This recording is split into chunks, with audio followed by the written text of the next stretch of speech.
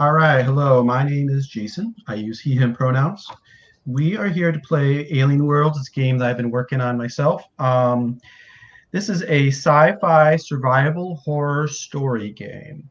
I've taken the best bits of a bunch of games that I like. Most of the bones are from Zombie World by Magpie Games, but also there are bits from the Alien RPG by Freya Legan, Cartel, also by Magpie, Escape from Dino Island, I forget the name of the company, and two games by a Gauntletier, Alan Rees, Against the Dark Conspiracy and Alien Dark. This is a playtest. This is the second playtest I've done here on the Gauntlet, and this is going to do 2 sessions. Because it's a playtest, we're going to be trying out some things and kind of forcing some things a little bit, but we will try to tell a story. But there likely will be some bumps and pauses as we work on the game or describe things in greater depth. We're doing this game as part of the Gauntlet online gaming community. You can find us at gauntlet-rpg.com or check out our YouTube, The Gauntlet RPG. Check out any of our hundreds, maybe thousands of actual play videos. If you like what we do, you think about joining us, but if not, just check us out. Enjoy some of the videos that we do. Let us go around the table and have you guys introduce yourselves with your pronouns and tell me if you have any experience with the games that I mentioned, especially Zombie World, and also how much experience you say you have with Roll20. So let me start with the upper right of my screen with Horst. Horst, tell us about yourself and your experience. I'm Horst Him. I have been a member of Roll20 for 7 years now. Not a big fan, but I know the basics. And you mentioned offline that you have not played Zombie World, but it sounds like you've read it. Yeah, I've read the rules. I'm familiar with the basic principle. I might even have, actually, now that I think about it, I've played a one-shot. Okay. And let's move down to Robbie. Tell us about yourself and your experience. My name is Robbie. I use he, him pronouns. I have a little bit of experience with Roll20 over the years. I think I'm going to probably be okay with it, but I may need some refreshers on where to find things on it. But I've been playing with the Gauntlet for a few years now, sometimes as a player, sometimes as a host or a GM. I have not played Zombie World. I have played Alien RPG. I've also played Escape from Dino Island. I'm aware of Zombie World, but yeah, no experience with that game. Okay. Yeah, you and I played Escape from Dino Island together last year. And let's go to Keith. Keith Stetson. I use the he, him pronouns. I played Zombie World back when it was in playtesting itself, so it's been a while. Had a chance to play Cartel a few times, but I haven't played the other ones. Excited to see the mashup, especially excited to see a Zombie World sort of hack because it's a really cool engine. With Roll20, I've played it on and off for a long time. I think when it was getting started, was it a Kickstarter or something? I don't know. I ended up with a T-shirt at some point, but I definitely don't use it enough to own a T-shirt for it. But I am vaguely familiar with its ins and outs. Okay, great. Let's go on to talk about the resources that we're going to use. First of all, there is a Google Doc that I think I sent you guys a link to, but here, let me see if it'll pop up here. This is the rules. You don't need to look at it. You can if you want, but it's a Google Doc. You can check it out if you want, but you don't need to. Everything that we'll be using will be right inside Roll20, so put that there in case you want to look at it. Then let's talk about Roll20. Sounds like we have various amounts of experience, but let me just highlight a few key things. If you go to Roll20, first of all, Roll20 uses pages. Right now, you're looking at what we call the tabletop. This is where we're going to spend the vast majority of our time. But I can pull you around to different pictures like this during the game. I can be looking at a different picture than what I'm showing you. So if I'm referring to something, but it's not on your screen, it is very common for me to do so. Just say, hey, Jason, can you move us back to X, Y, or Z? Usually you'll be pulling me back to the tabletop, which where we should all see now. So that's pages. On the page, on any page, in the upper left, there's a tool, a bunch of tool tips, I suppose you call them. And the main one here that we probably will use a fair amount is a drawing tool. So there's like a little icon of a paintbrush. So that if you go to that one, it'll give you the option of drawing shapes, freehand, lines, and text. You'll be using that to draw right on the tabletop, especially like when we're doing character creation. So just be aware that's where you find that. One thing that's a common mistake I make is that when you select like the paintbrush and you do some writing or drawing or whatever on the board, be sure to remember to go back and select the little arrow before you start selecting things. Otherwise, you'll just end up drawing instead of actually, selecting things. There's a zoom slider, which, depending on the size of your screen, you'll probably use quite a bit. That's in the upper right. You just hit the plus or the minus to make your screen bigger or smaller. There's a lot of it. I tried to design a lot of this to have, fairly large text. So hopefully, try to fit everything in, but make the text as big as possible to make it easier to read. But there definitely will be a lot of things that you'll have to zoom in on. Then there's pinging. Anywhere on the screen, if you hold down your left mouse button, it'll create a ping. It'll create a little concentric circle. To go ahead and practice that. We'll all have a different colored one. So if there's something that you need to point out to the rest of us, that's how you can do so. Now in this game, we're going to use a lot of cards. Those appear in the bottom right of your screen. You should see 1, 2, 3, 4, 5 decks of cards out on the table. The top one is called Resolution. And these are 5 decks of cards. And you guys are only ever going to use the resolution deck, okay? So we'll talk about each of these decks as we go along. But right now, I just want you to point out how to draw a card. So if you take your mouse and you hover it over the deck you want to draw from, let's do resolution, you'll see that once you get your mouse over the deck, it'll move a little bit. That means it's ready to drag the card. So then you just left click and hold, drag the card out on the table and drop it. And it should flip over. I just did so, and my card says edge. Everybody go ahead and do that once just to practice it. Hover over the resolution, left click and hold your mouse button down, drag it on the table and let it go. Somebody got an opportunity, somebody got a miss. One more person.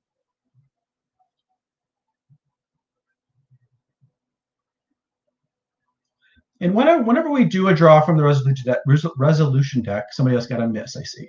Okay, whenever we do a draw from the resolution deck, just for the ease of play, try to drag it in the middle of the screen, kind of like where the 3 of us put our cards, just so we know where to look to see this, because we're going to do this. We're going to use the resolution deck a lot. This is our dice rolling deck. And when we're done using it, I'm going to recall the cards and shuffle them. Make sure I always do that before our next time we use the resolution deck. Shuffle. Okay.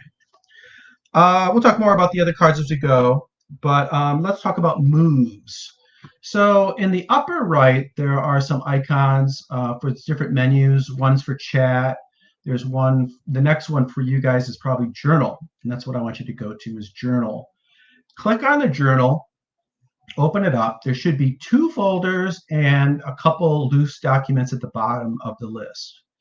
Open up the folders. There's one called Game Concepts. If you click on the plus, it'll turn to a minus and it'll show you the contents of that folder. Then there's another one for Moves. Go ahead and open those both up. Moves is what I want to focus on right now. There are 1, 2, 3, 4, 5 different groups of moves, although it seems like a lot, but hopefully it doesn't seem like a lot when we start playing. But there are different moves that you use at different points in the game. Open up any of them, I suppose. The first one is the safety moves. Safety moves are the moves you'll use what in other PBTA games would be called basic moves, but they're basic moves that you use during when things are safe, when it's quiet, more or less.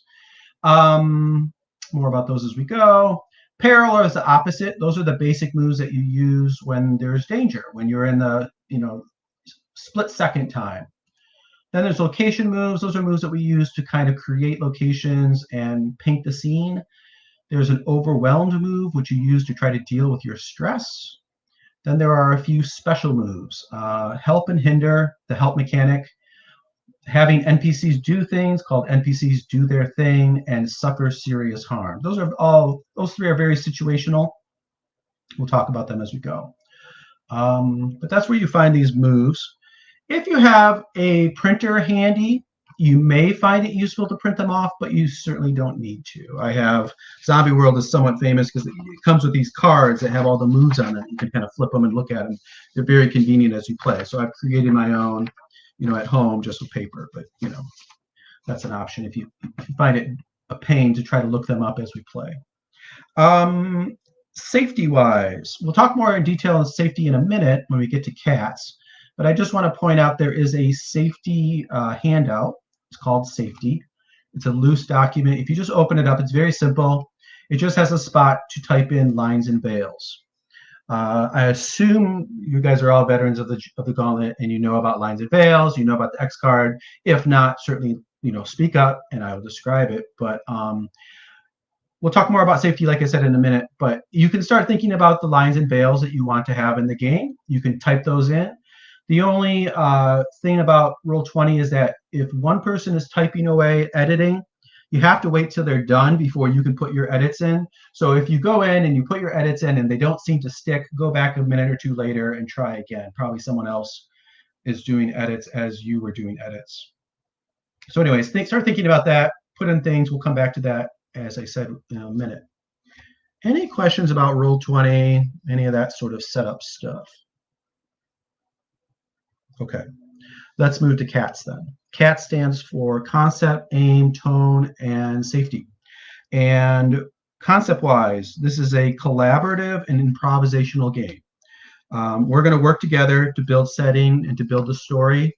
The game will help us to do that. But walking into it, I have a very basic framework, a few key things that I know about, but otherwise we're going to build it all together as we play.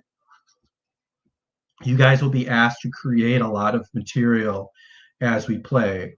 I invite you to be as creative as you want to be. Make it as wild as you want. If you don't have a lot, that's fine. Just spit out whatever you have. The little bits that you spit out will build up on it. So, don't feel bad. Don't feel bad if you need to pass. If you're like, I'm stuck, I'm not coming up with anything, pass. We'll go around the table. Somebody certainly will be able to fill in whatever that detail is.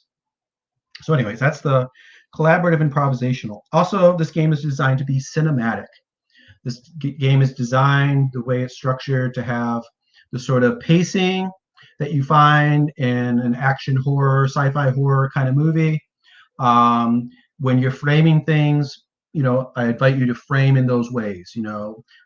I will overtly refer to flashbacks and cutscenes and helicopter shots, and using that sort of like film and cinematic language will work really well as we play this game. This game is designed to emulate the genre, the sci-fi horror feel of movies like Alien, movies, I'm blanking on other ones, but that whole genre of sci-fi horror kind of movies. So as you're picking things to add to our story, lean towards things like gritty things, rundown equipment, retro futurist. So everything's sort of old. The monitors are huge. They all have tubes and DOS prompts and the uniforms and the just all the stuff that's in the game, kind of have that retro futurist sort of 1980s. Commonly when I play a game like this, I talk about how, it's somehow we have 1980s level tech, but we have a spacefaring technology. So that you get that kind of contrast. Lean towards having a tense mood and lean towards having sort of interpersonal friction. A lot of the characters in these movies, you may not, overtly, attack each other, but there's always like friction. People are always kind of like agitated with each other. So be sure to add those bits in. The aim of this game is to tell a story. to have some sort of overall story, but also to give you each an opportunity to have at least some sort of character arc, some sort of development of your character. But as I said, this is a play test, so we are focusing a lot on that kind of stuff. So we're going to record it so I can go back and watch it later. I may pause at times and just say things like, I need to go back and look at this later. That's just for me to remember that I need to go back and like check something out. But also invite you guys, if you're like, hey, Jason, this game rule doesn't seem to work that well, or this rule, maybe you should change it this way. You can go ahead and just go into that meta at any point you want, or you can just save it all to the end, because we'll certainly save some time for that kind of feedback at the end of each session. Tone-wise, I touched on this a little bit. We're going to lean towards dark and gritty, tense and foreboding. This game, the default is sort of an adult content, but we can certainly put lines and veils and adjust the content to whatever people are comfortable with. That's perfectly fine. And like I said, lean towards a sort of a rundown, low-tech, retro-futurist sort of setting. Safety. Content warnings. So this is a survival horror game. So by default, we will have body horror, we will have extreme violence, and there very likely may be sudden death of PCs or NPCs. Death is part of this genre. So your death in this kind of genre might be heroic, or it might be totally meaningless and out of the blue and just sudden. Regardless, if your character should die, it is very easy for us to have you take on the body of one of the NPCs and just keep on going with a new character. That's very common, and it's not a big problem. This game very likely or may have drug use, it may have religious extremism, and it may have aspects of mental illness. This game may have characters behaving badly towards each other. This can range anywhere from arguments to violent conflict. This is certainly something, though, that you can opt into. You don't have to. If you're not comfortable or interested in playing a game that includes, a conflict or flat out PV, player versus player conflict, you don't have to. And the game is designed to, give you that opportunity to opt out of that. We are playing this game under the Gauntlet Code of Conduct, which basically breaks down to just be kind to each other, be generous. The key things to remember is that remind yourself of the lines and veils. If you want to come into a scene that you're not in, ask the people that are already in the scene if that's okay. It's okay with me usually, but I do like people to at least get that consent before they come into a scene.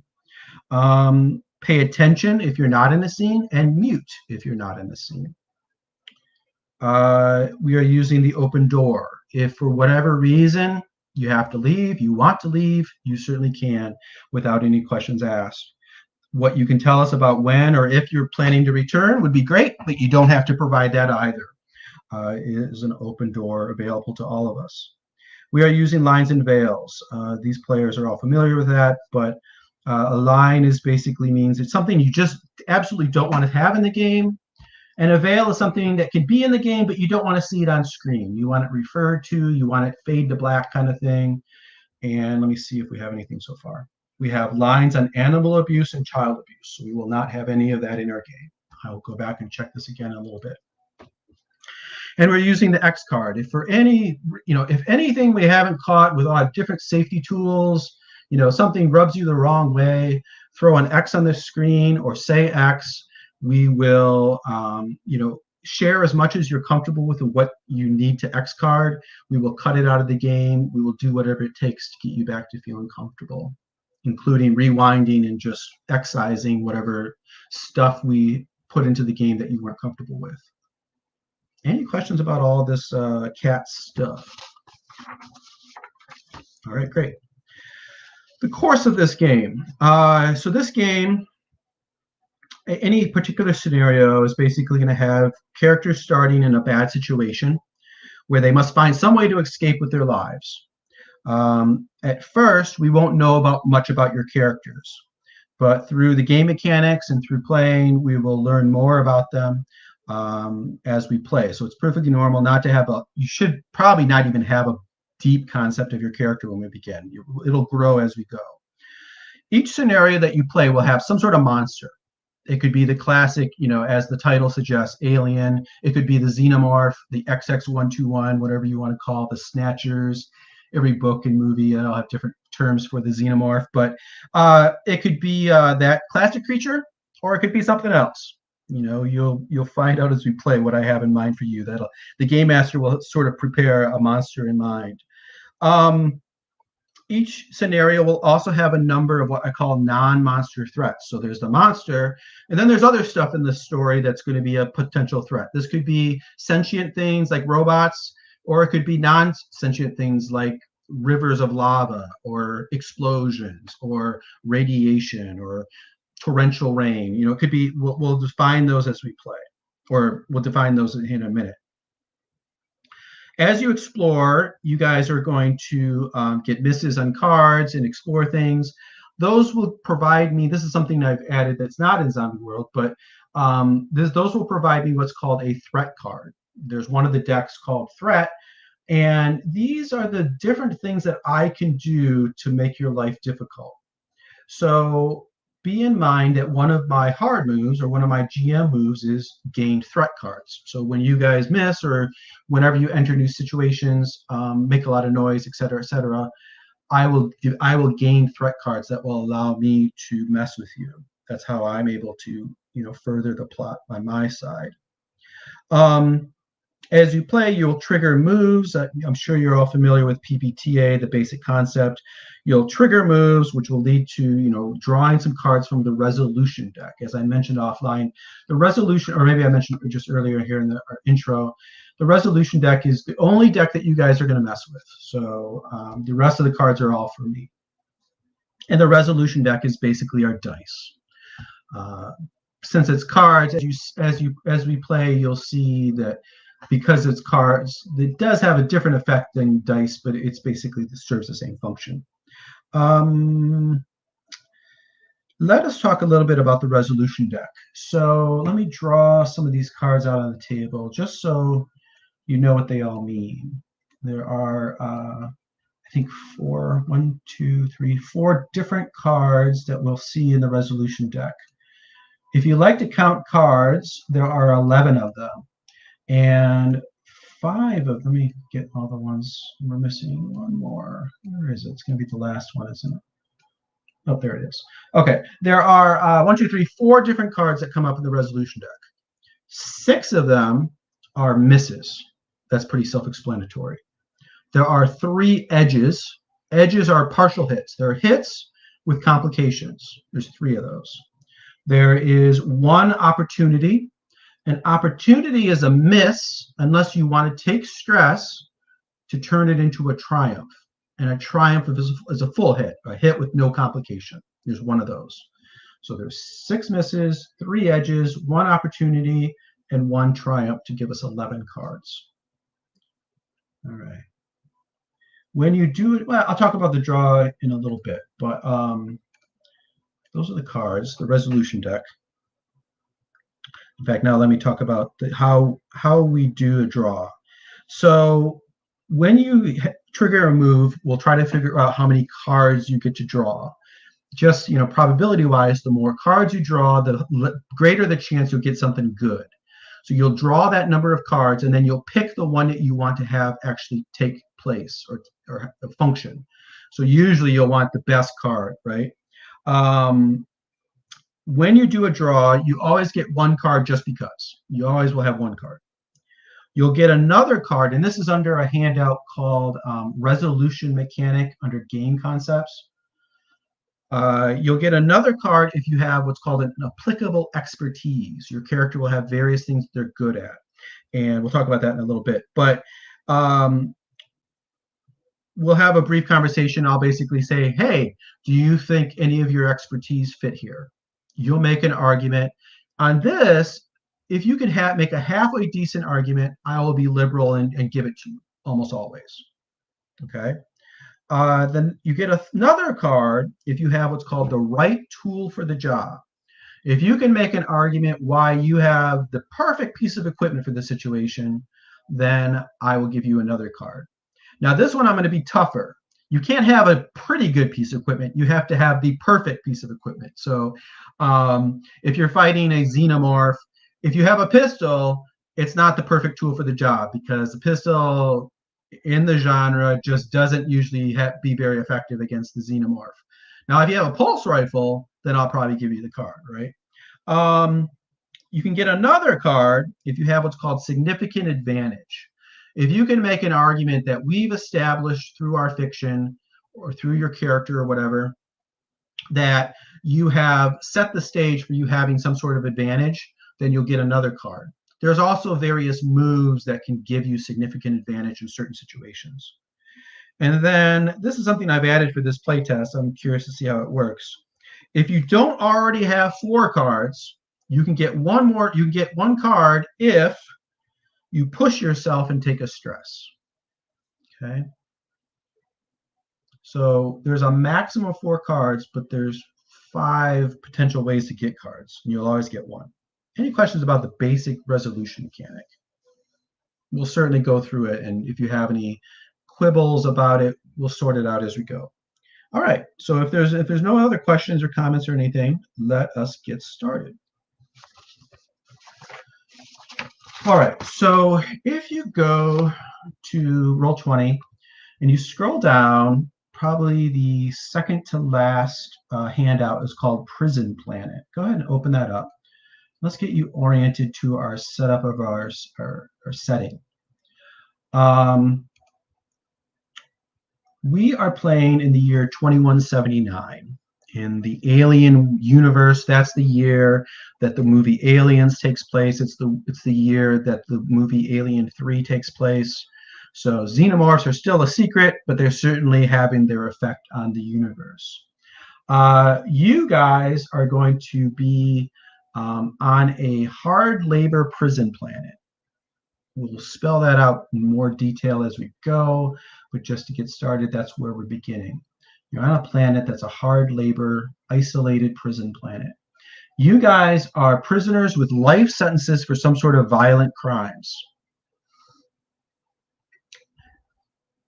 Recently, the colonial marshal has come to each of you, and he's this guy right here.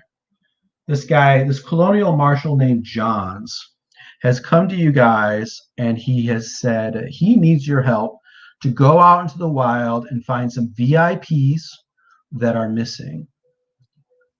For whatever reason, you agreed, and you've gone out into the wild to help find these VIPs. You've gone out into the wild, we'll say 2 days out into the wild. You've walked through the wilderness that we'll define here in a minute to go find these VIPs. The first thing that we're going to establish is the power level that you want to play.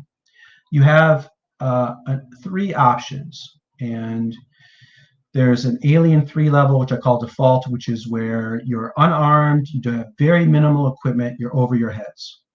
There's a geared up level sort of in the middle where you have basic or improvised melee and ranged weapons in basic gear. And then there's badasses, in which you would be equipped with military grade gear. You would also gain an extra combat related expertise. What I need the 3 of you to decide is which level you want to play at. Now, the consequence of the level you play at is the more powerful you are, the more powerful the monster is going to be at the beginning. I get monster cards, and they start low power, and they get tougher and tougher as I get more and more cards. I'll accumulate these cards as we play, but your consequence of your decision right now is that the tougher you are, the more of those cards I get at the beginning. So in Alien terms, if I only have 1 card, then maybe you're only going to run into the face hugger in the beginning. I assume everyone's seen Alien, by the way, or Aliens, or some combination of the movies, right? If not, speak up, because a lot of what I'm going to say is probably not going to make much sense. If I have 2 cards in the beginning, then I'll have a face hugger, but I'll also get the chest burster. And if I get 3 cards in the beginning, I might have, the face hugger, the chest burster, and also the drone, the classic, big fella. and there are more beyond that as we go. So I'm not going to say what monster we have in our scenario, but any monster that I have is going to have that same design. It's going to have a low level and incrementally get tougher. All right. So anyways, I'm going to shut up, drink some coffee. The three of you decide which power level you want to play at.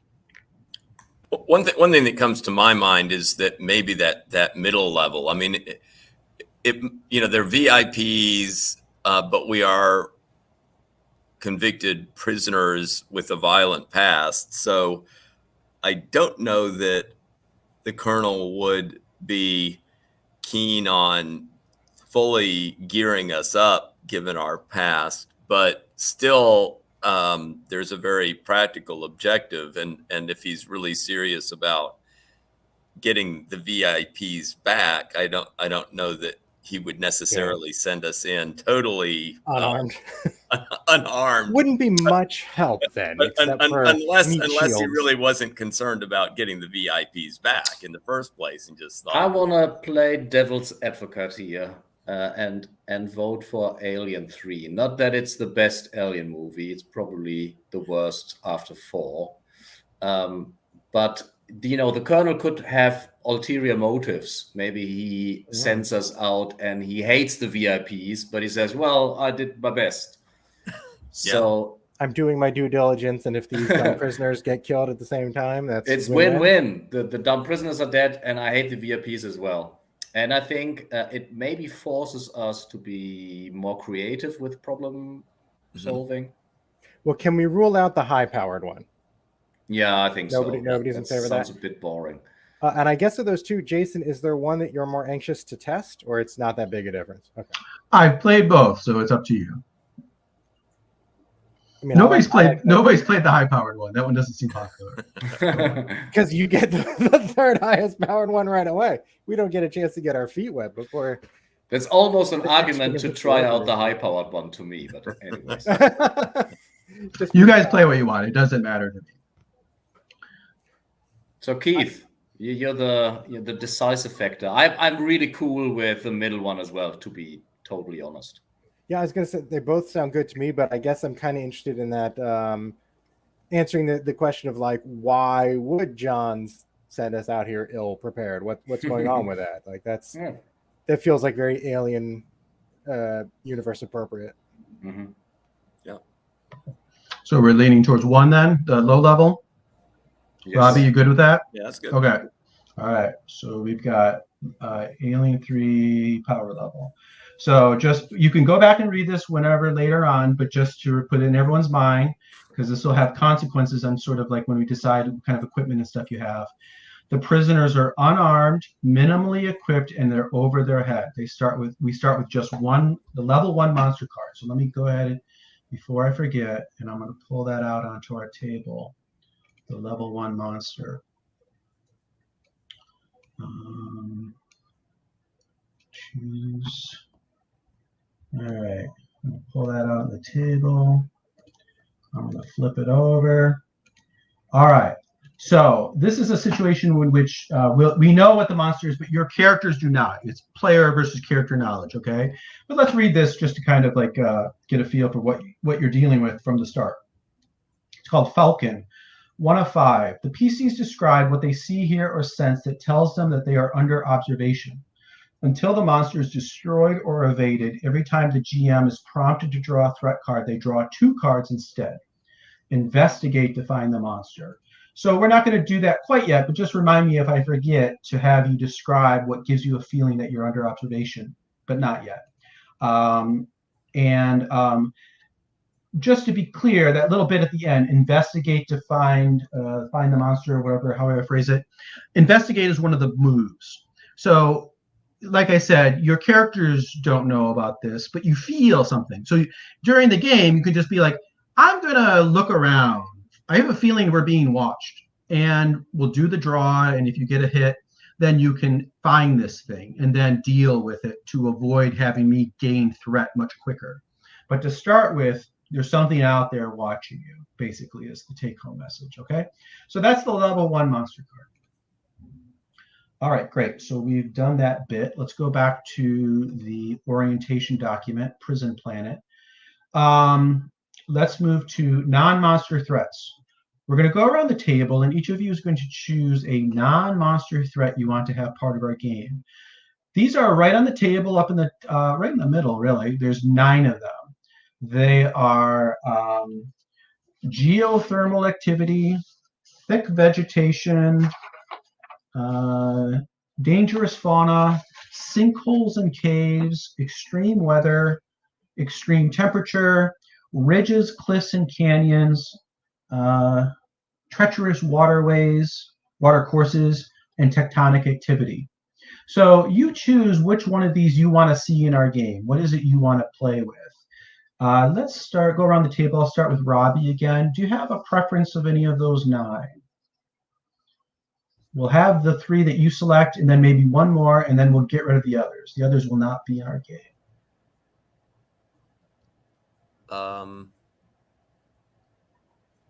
Pass if you're not ready. That's fine. No. Let's say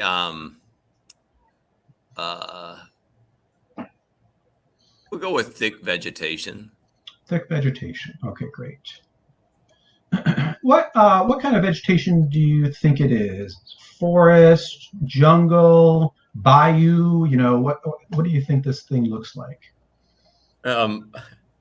I do like the idea of kind of boggy swamp kind of geography in places, so that all sorts of vines and I think, and very, very, very lush, but a lot of decay as well. So like there's always like smells of vegetable decay going on. Yeah. Okay, great. I like it. All right, let's move to Keith. Keith, which one do you want to play with? Well, given that, let's throw in some treacherous water courses. Treacherous water courses. All right, I like it. And same thing. Describe it a little bit. What do you think it looks like? Yeah, I guess I'm thinking it isn't so much that it's always treacherous, but just that the placid stream may become a rushing river with absolutely no warning, flash flooding kind of stuff, and like also a little bit of you don't know, is that a puddle or is it a deep hole that you might go down into? You have to be careful where you're stepping. Okay. Great. I like that. And Horace, which one would you like to play with? So first of all, I do like the Bayou idea. It's great. I get Deliverance vibes. If you've seen. Yeah, me too. I was thinking the same thing. Yep. Walking like deep in the water. I go for extreme weather, and I'm thinking. I don't know if it's too harsh, but acid rain, is that extreme weather, or is it too extreme? No, I like it. We're not going to play at a point where you're going to die instantly, but it certainly could be, prolonged exposure, might be bad for your health, right? Or maybe torrential rain, if that is a word. It is. Do you want both, torrential acid rain, or? No, we go for the torrential rain. You want torrential rain? Okay. Is it a constant rain, or is it like Florida? That's where Robbie is, right? Where, every day there's a torrential rain at 4 o'clock or something like that. Yes. And is it sort of that, like it's always humid and then it just downpours, or is it just constantly raining? No, I think that there are moments where the weather gets really bad and that puts us in a dangerous situation. It's not raining all the time. Okay. All right. So I am definitely getting the vibes that we have a very wet place with a lot of vegetation.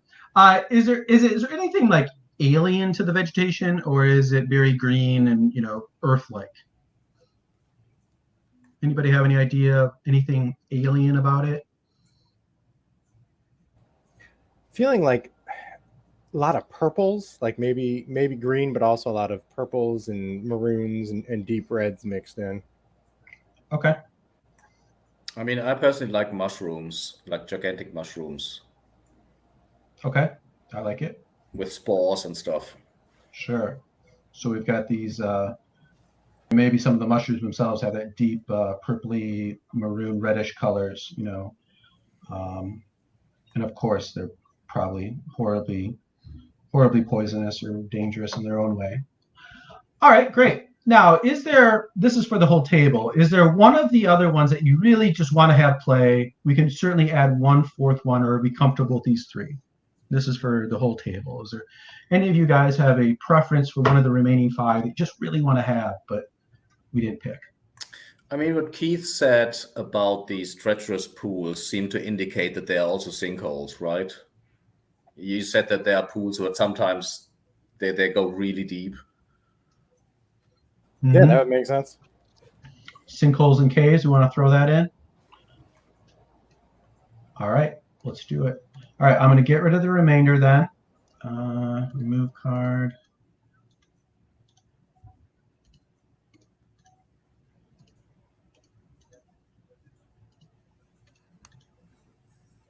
Okay. Let's move on to the next thing. Let's talk about some questions. So let's start with Horst on this. I'm going to ask you guys some questions.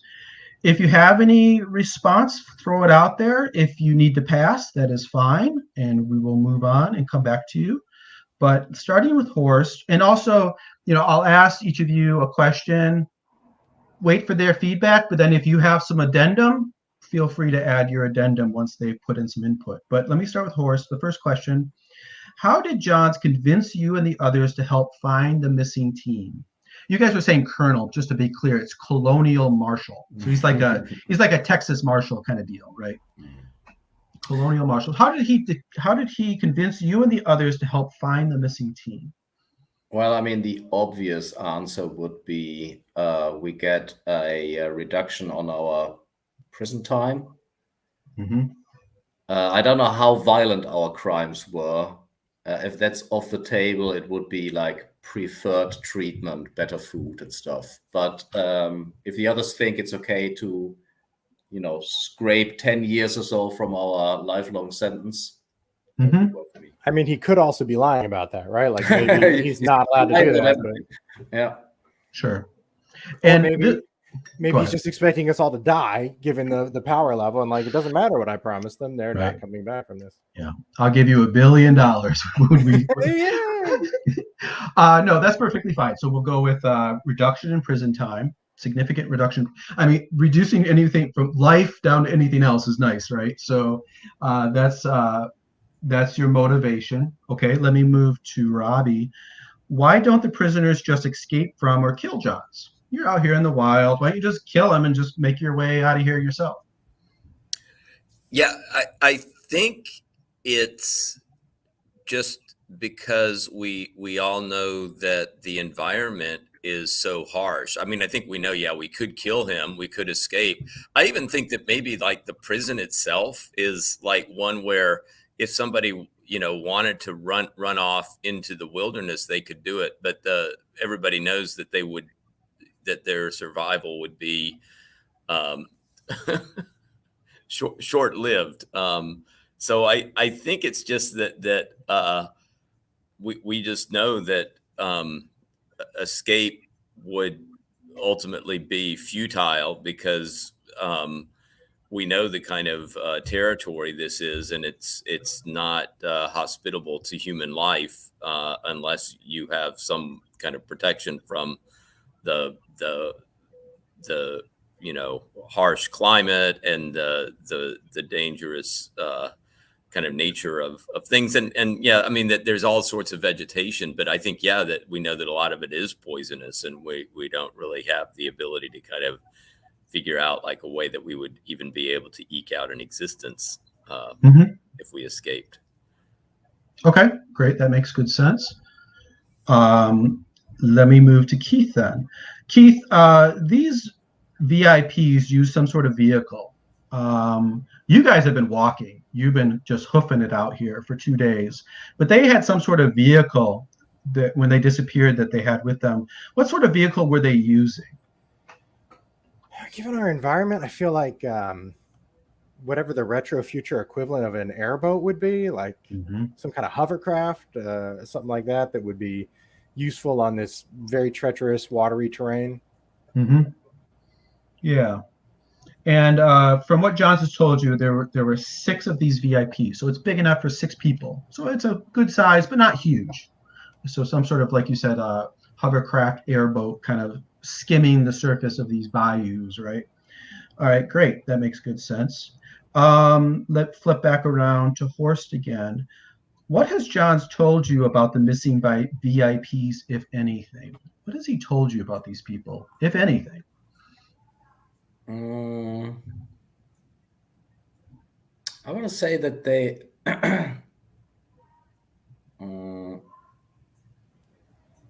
I don't know. I think that he told us that they are not like survival specialists in any shape or form, that they are pampered and wouldn't survive a minute without like the technical what's it called? Like their tools and stuff. Right. So some sort of like executive white collar kind of workers. Exactly.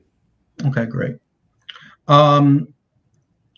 And Robbie, how do you know you're going roughly in the right direction?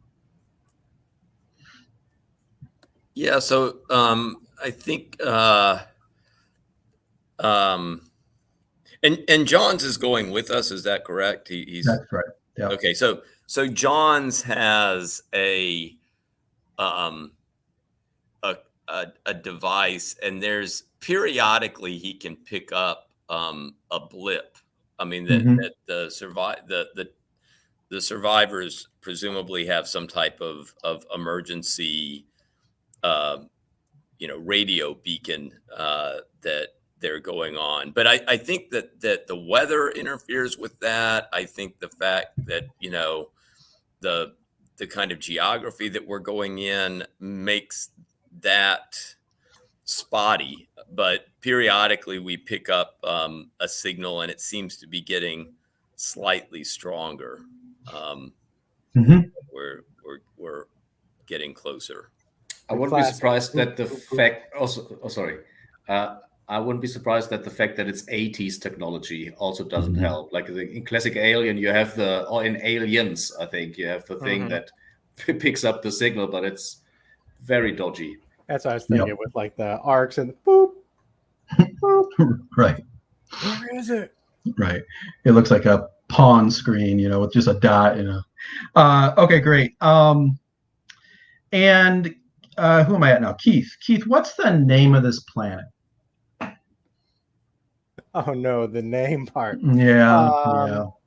So is the whole planet like we've described it? Is it one of those? Like, of course it is. In all sci-fi movies, there's only one terrain. Because my goodness, having more than one biome, that would be rough. But right. I feel like, is this a Weyland-Yutani thing? Like, based on the character sheets, I'm wondering. Like, I think it's not like we don't even have a name. Like, it's just like WY715. It's like nobody but prisoners are there, right? Like, it's horrible. And that answers what kind of my next question is: who runs the prison? It sounds like this is a Weyland-Yutani joint. It's a corporate-run prison of some sort, or do they own the whole planet? I probably. Yeah. Okay. And I'm feeling like the prison is mostly what's there. Like maybe on the other side, there's some kind of extraction or something, or maybe that's why these VIPs are here. Is to like, how else can we monetize this useless planet? Right. Okay. Okay, good. So we'll leave the rest of that mysterious, but that's the basis of our story so far. Let's move to character creation. There is another handout at the very bottom of your list called character creation. Go ahead and open that up. There are a few steps to go through. In this game, your character is built with identity cards. There are 3 of them. This is taken whole cloth from Zombie World. The different names and slightly different functions, but the basic idea is the same. This is how you'll sort of randomize and create your character. And a lot of people like this part of the game, including me. The first one is called your role. And what I want you guys to do, if you look at the very top of our screen, there are 7 cards with pictures of people. And these are the 7 people that have been brought out into the bayou by Johns. You get to pick one of these to be you. The ones that are not selected by you 3 guys will be NPCs. Each of the characters has a picture, which you can change and adjust their appearance as you like, or you can use the default picture. It's fine, whatever you want to do. Then there is a word that describes why, what you're incarcerated for, what crimes you committed that brought you here. Then there are 2 next to each of those. On each of the cards, there are 2 plus something. The plus something are the 2 expertise that you have if you're that character, based on your role. When we talk about expertise, you get those 2, plus the name itself can be used as justification for expertise. Okay? So when I come to you and I say, do you have expertise at what you're trying to do here? Those are the 3 things that you'll use to try to make an argument. So the 3 of you work out amongst yourselves who you want to be. Once you've made your selection, drag that card down to one of these green and white and yellow cards that we have on the screen. That's your character card. That's your character mat. Drag it to the spot where it says roll. I'm just going to drag one and drag it to where it would go. So I drag the B and E to the top left player card, and that's where you'll put yours. Okay? So when you're ready, go ahead and talk amongst yourselves and figure out who you want to be of those 7. Does B and E mean breaking and entering, or breaking and entering? Yep. Okay. It's like a burglar, something. Yeah. Okay. I'm interested in either the psycho killer or the white collar person crime. Anyone interested in any of these 2? I think I'm leaning towards. I was thinking about like someone that it doesn't make sense why they brought off the top of the story, but that could also be the hacktivist I'm feeling. So like that's kind of where I'm leaning now. Robbie?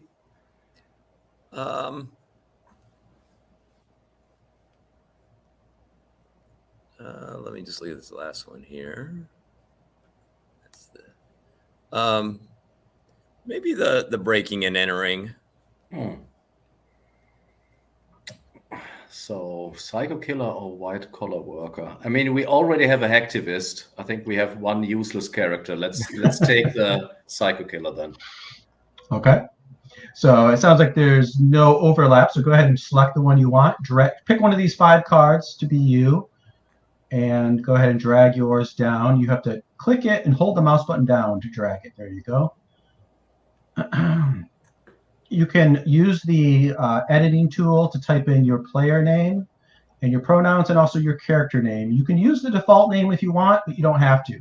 Oh, let me also add, each of these roll cards also has at the bottom of it in parentheses, it says NPC blankety blank. That's only if it's an NPC. So if it's an NPC, that just helps me to remember what their name is and what they do and what their personality is like. But you guys can certainly, of course, give your own names, give your own personality, your own appearance, all that stuff. If you have an image in mind of your character, you can type it in the image part of the character mat, which is on the middle right, or you can go on the internet, find an image, copy the link, put the link into the Roll20 chat, and then I will be able to create a token and then put it in that little box for you, that little rectangle for your image. Are there already text boxes that we should fill out, or is it adding text boxes, or? Like horse, you can see where horse is going, and he looks like he free-handed a writing horse, and then it looks like he's using the text tool to use text to put in for his character name. So I don't know if that answers your question, but that's how that works. Nothing that you were expecting us to do that I would be failing to do. No. I feel like Horst in the squiggly freehand handwriting is very psycho killer type. Yeah. Just like you put in the bodies of your victims.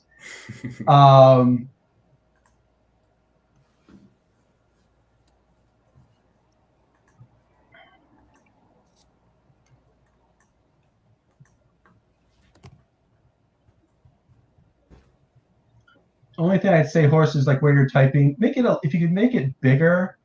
Oh yeah. It's hard to read.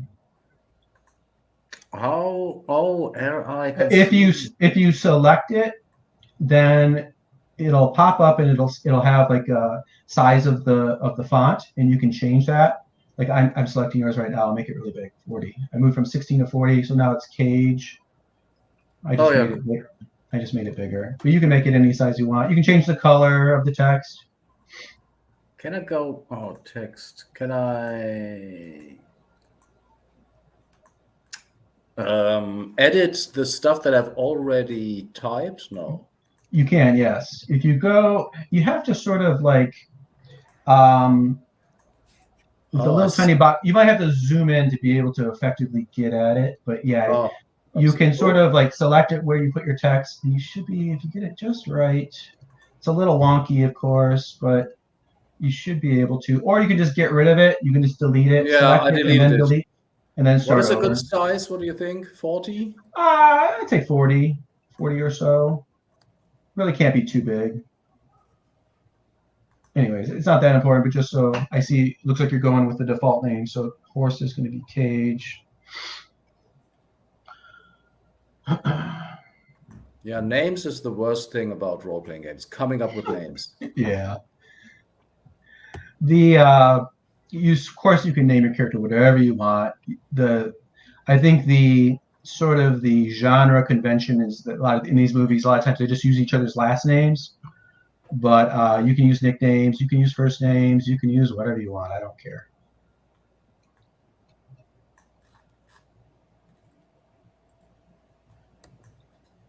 And like I said, the 4 that you guys have not selected, that would be the mastermind, the contract killer, the white collar, and the vigilante. They are NPCs that are along for the ride.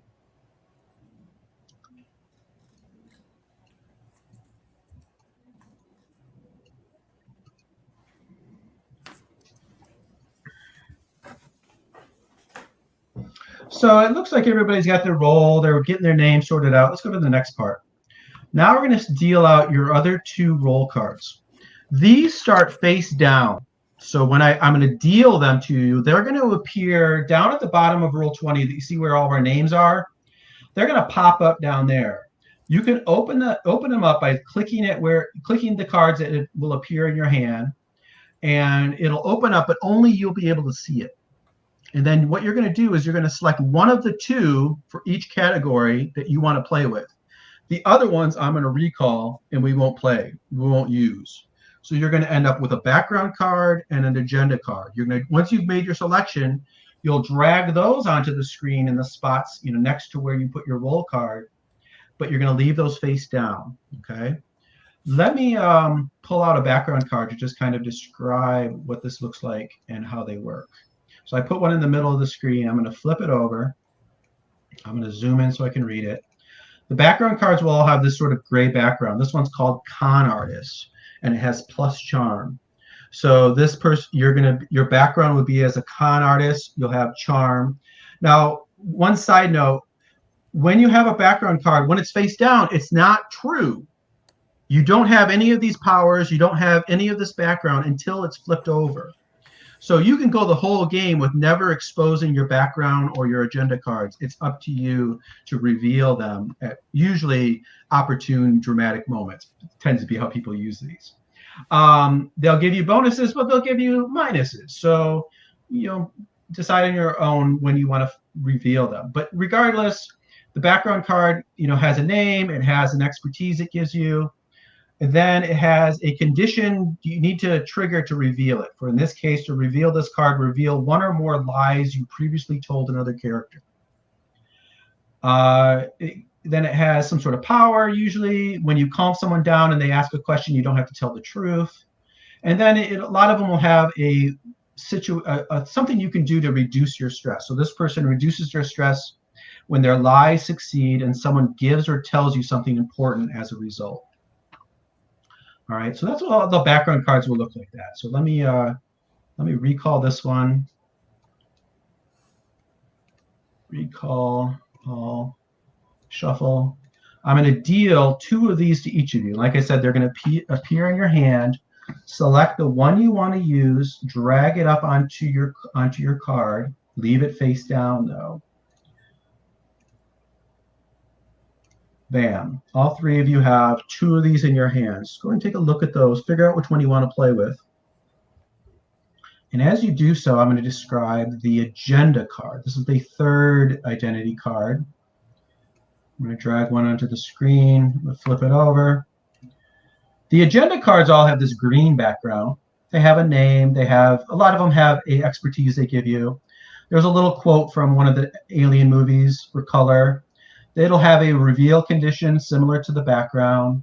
It'll have some powers and whatnot that it gives you. It might reduce your stress. The text will describe those, whatever powers it might have. But then each of the agendas will also have at the very end a sentence that will have your win condition. So in this case, you win if you escape with a sample, and those that try to stop you do not escape. The agenda cards, the reason they have these, no one wins this game, but it gives you a powerful drive. The agendas are meant to hit hard, to drive the story, to be very disruptive, probably, to the others. So most of the time, you're probably going to want to wait to reveal your agenda till late in the game, because it should and will have a lot of impact on the story.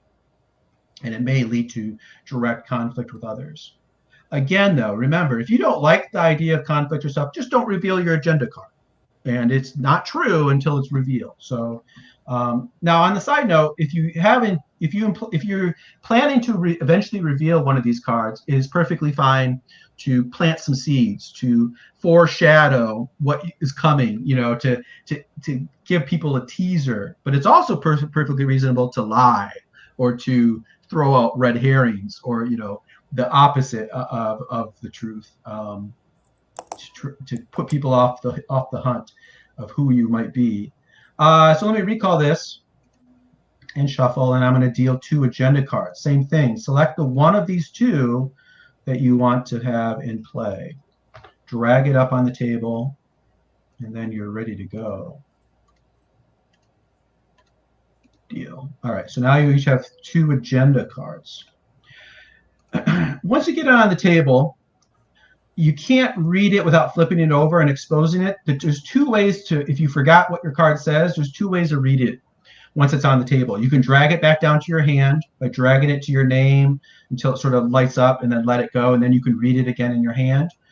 Or there are handouts for agendas and backgrounds under game concepts, and those are in alphabetical order.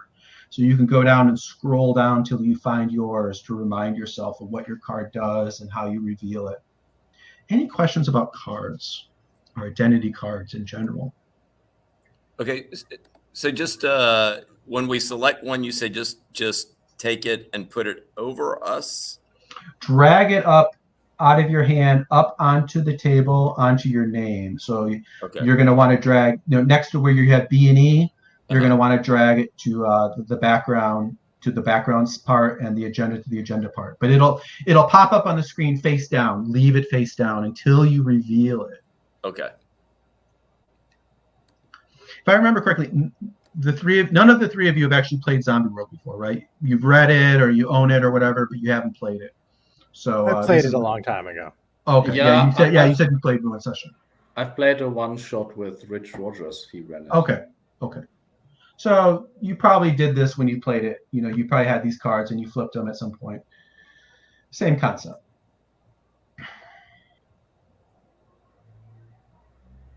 So Robbie is Tompkins, he, him. Horst is Cage, he, him. And Keith is Flynn, she, her. Okay.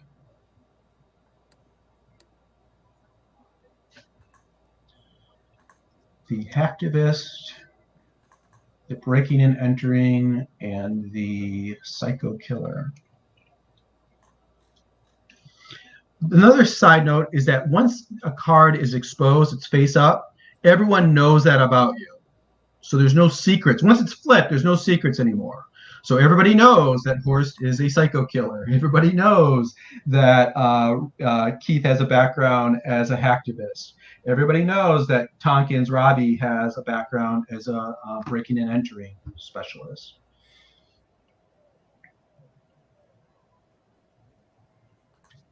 How do you get rid of the all cards in hand pop out? If you click If you click your name again, yeah, or you click the spot where the card is, it'll get rid of it. It'll make it small again. Does it? You either click. I think if you click what you click to make it pop out, it should unpop out. I'm clicking just on one of the cards that's in one of your hands. I can't see your names, luckily. I can't see what the card says. But yeah, then you click it again. It should make it small again. No, I can't see my name. Where did I put my name? Down at the very, I'm not sure if you know. Like, let me ping where my name is, Jason Z, down in the bottom left of the screen. Well, I can see your name and Robbie's name and Keith. Oh, my name is behind. Oh, I see. Oh, here we go. This is a pro tip, but when you start the game with Roll20, it doesn't have like your picture above your name. I get rid of that. I just have the name. It takes up too much space. So you can go to graphics under settings. Nope, that's not where it's at. I think it's audio and video. Is it audio and video? Audio and video, player video, avatar size. Yeah. Player. Video display. Yeah, if you go to settings, audio and video, then click video display, then go for player video / avatar size. I just put it under names only. Just to make that, just to get rid of that picture, just to give you more space. Okay, one problem solved. Great. Yeah, a lot of times when you're playing this, just the technical aspect of dealing with Roll20 and how the cards work, it takes up a good amount of time that first session, but that's okay. That's part of the game. Yes, fixed it. Okay, good. So I see Robbie, you look like you pulled up. There you go. You got background in the spot. Good. Keith looks like he's good to go. Horse, go ahead and got your background up there. Looks like you got background and agenda. Great. Just kind of drag it to the spot next to your roll card, next to your psycho killer. Good.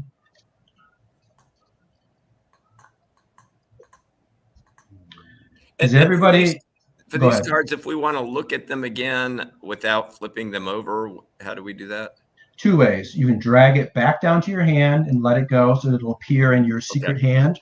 Or if you don't want to deal with that, you can go to the journal, go to the game concepts folder, and there's a handout called agendas and there's a handout called backgrounds that lists all of the agendas and backgrounds in alphabetical order. You can just scroll down till you find yours. Okay.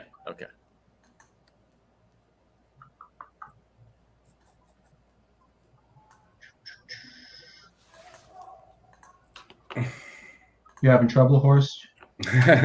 I have slight troubles. You have both backgrounds on the table. Remember, you're only going to have one of them.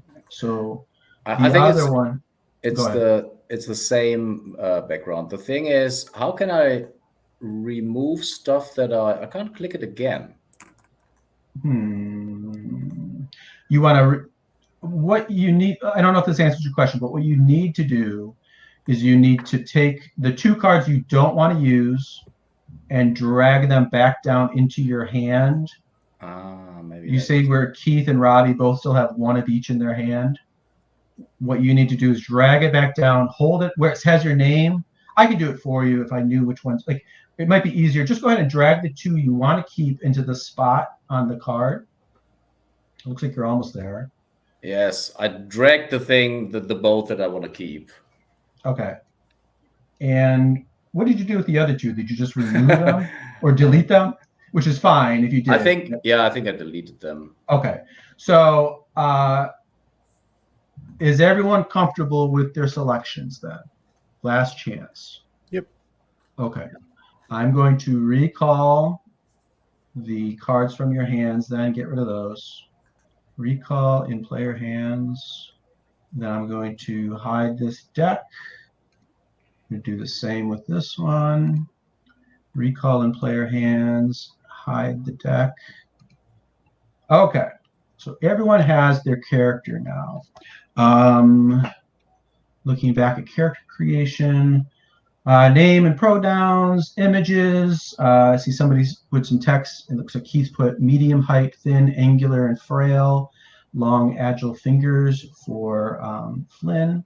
You guys can do the same. You can just type in the image area, any ideas you have for your appearance. You can go with the default image in the picture, or you can find an image on the internet and just put the link in the chat on Roll20. Let's see. We're going to go around the table. Just introduce your character briefly, what the other people would know about you so far. Now, you don't want to tell them your background or agenda, but you can hint at it, or like I said, you could lie about what maybe you are. It's up to you. Or you can just give us very little, which is perfectly fine. But just let us know a little bit of what you look like, what your personality is like, what people might know about you, briefly. If you guys are ready for that, let's start with Keith. Keith, tell us about Flynn. So obviously, Flynn is the hacktivist, which, like, I feel, because we all set up that, like, there was violent crimes. Like, this is a serious prison. Like, most or everybody here is a life sentence. So it's sort of like, if that's what you're known for, how did you get in here? And she's definitely not receptive to any questions like that. I don't know. It's the kind of thing that you would ask in Alien World Prison anyway. But she very much keeps to herself. Comes across as... I don't know, like agitated or paranoid. I am picturing her like the picture. I just dug that and went, yeah, that's kind of what I'm seeing here. Very much a loner, doesn't really interact with other folks. Kind of like I'm going to keep my head down and do my time and get out of here kind of thing. But still, it's assumed that she has a life sentence. So what does that mean? Those two things don't necessarily go together in a way that makes sense. Okay, perfect. Lots of mystery. Great. Let's go to Horst. Horst, tell us about Cage. Cage is tall and bald, just as the picture. I also like the idea that he's talking to himself a lot. He is innocent. Obviously, that there must be some kind of mistake. He never... whatever happened, it wasn't me, or it was the demons, maybe, the voices in my head, but it wasn't me. He probably doesn't finish sentence or just strings sentence without pause. Shifty eyes. He's very friendly in a creepy way. All right, great. And then Robbie, tell us about Tompkins. All right, so Tompkins, who is the breaking and entering fellow. I'm kind of just going to go with the default image of him, and I don't think I think I will amend, like, so the NPC is there just to, if he were to be an NPC, right? But as a PC, I don't think he's nervous. I think he's actually and I'll write this in on the image. I think that he's kind of strangely calm. I think he's always observing and seems to be kind of thinking about angles and processing things. And I think that, he has, is one of those expertises is bargaining. So I do think he has a kind of social dimension to him, right? That he's part of working out angles on things is thinking about people and how he might work out some type of angle with other people that would work to his advantage. But I think he is personable and tries to at least appear friendly. Okay, great. And I start with one threat card. So in my hand, I have a secret threat card, something I can play with. And we are ready. Let us go ahead and take a good 10-minute break. We're a little overdue for a break. So let's take one and come back in 10 and we will start our story, okay?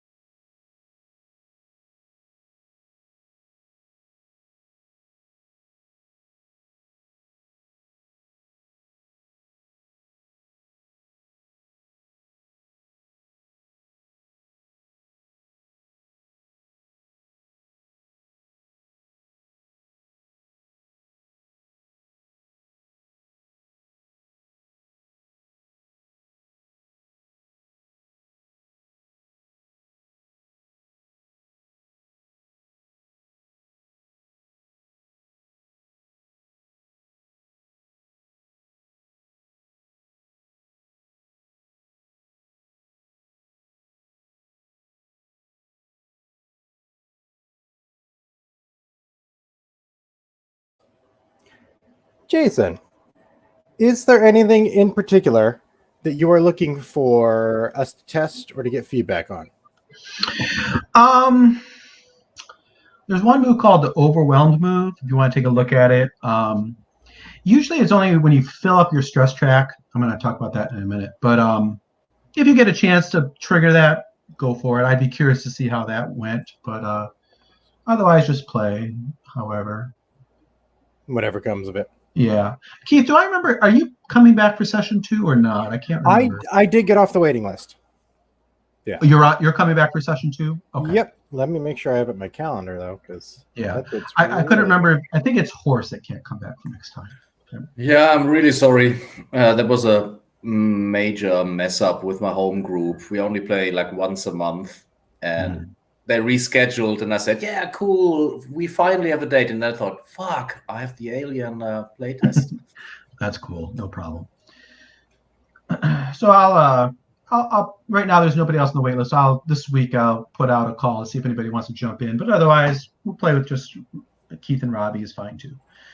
And the other person who was signed up, no word about them, so I don't know. So that's okay. It sounds like everybody's here, ready to go. So let me point out just a few quick things. Back to the character card. There's a spot for harm and mortal wounds. That would just be like what called conditions in other games. We'll talk about those if they come up, but that's where you'll scribble in some text if you suffer some harm. There are 5 boxes for stress. You'll accumulate these as we play. If you get to all 5 boxes filled up, you are called overwhelmed. In that case, you have to do a overwhelmed move, which you'll find on the list, or I take control of your character briefly and have you do something really stupid. So as you get close to 5 stress, also if you're overwhelmed, there's a lot of things you can't do because you don't have any stress to burn. So as you get close to 5 stress, you might want to think about taking an overwhelmed move prior to getting to 5, just to try to get your stress back down. Take a look at the overwhelmed moves. The concept is borrowed from Cartel and then also from Alan Reese's games. And they're all things that are not real pleasant that you do to try to like deal with your stress. But keep those in mind. And then there's a spot for gear. We do gear like in a Forged in the Dark type game. We don't declare beforehand what you have. As we play, you can just be like, I think I have some rope. And I'll say yes, or I'll say no. That's why I made that point in the very beginning when we chose our power level to specify the kind of gear that you have. So we know you guys don't have any weapons. We know that you have very minimal gear of other sorts. So I'm going to be a bit of a hard ass on gear, okay? And then there's a spot for notes. That's just self-explanatory. Okay. So I think we begin our story by first doing a move to kind of, it's a bit of a, we're going to start in the present 2 days out from your prison out in the wilds, out in this wet bayou. But we're going to do a bit of a flashback to show your journey here and what it looks like. So we're going to do a move. If you go to the moves folder and you go to location move, open that up. The first one is called walking and talking. When moving through a potentially dangerous area for the first time, the GM provides a rough description of the surroundings during the journey, and then the PCs complete the following steps. So let me just say, it sounds, your journey, you know, we see you moving through this Deliverance style, heavy, swampy bayou, trying to move from one dry area to another, but getting really wet. You're all wet. You're all got like some rot starting to sink in on parts of your body. It's very unpleasant. It's super humid. You get these torrential rains suddenly in the middle of the day or the late afternoon, and you're all just totally drenched and wet all the time. In addition, Johns is grumbling and unpleasant. He seems to be in a bad mood and stressed, and he's constantly making you Cage. He's always making you go out and like be the point man and be the one to hack away, with give you a machete if you want to add that to your list. He gives you like you have a machete that you're always hacking at these vines and he's always picking on you. He's always making you do all the dirty jobs. Horst, Cage, do you respond to him in any way, the way he's treating you? I think Cage has like a more submissive like posture. He's relatively tall, but he wants to appear to be smaller than he is, and but he's also a bit sneaky. So he would roll his eyes, looking at Tompkins or Flynn, but he wouldn't never directly say anything negative as a result, as a reaction. Right.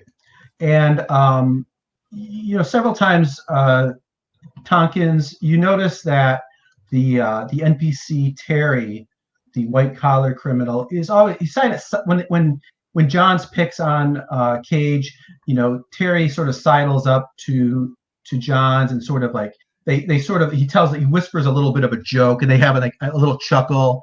You get the sense that it's at the expense of Cage. Terry sort of teams up against Cage with Johns. What we're going to do now is I'm going to go around the table and each of you think of a detail that you want to add to the story. So this is under questions, the next part of this move. What are a couple of genre appropriate features of the passage? So let's just add a detail, or you can answer the next part, which is how do you guys travel? Tell me a little bit more of the style in which you travel through this swampy bayou. Let me start with Robbie. Robbie, you want to add a detail or a feature to this passage, this flashback?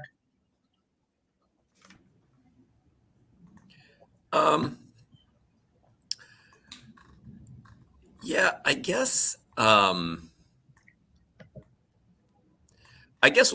what one detail would be, and this kind of goes along with one of the features of well, I guess a couple of features of the geography, that there are these random, they're almost like holes that you can just be walking along, and some of them are really not very big around, but just like these sudden kind of drops, so that we'll be walking along, and maybe we even see Cage going in front of us and nothing happens to him, but then somebody's standing right next to you.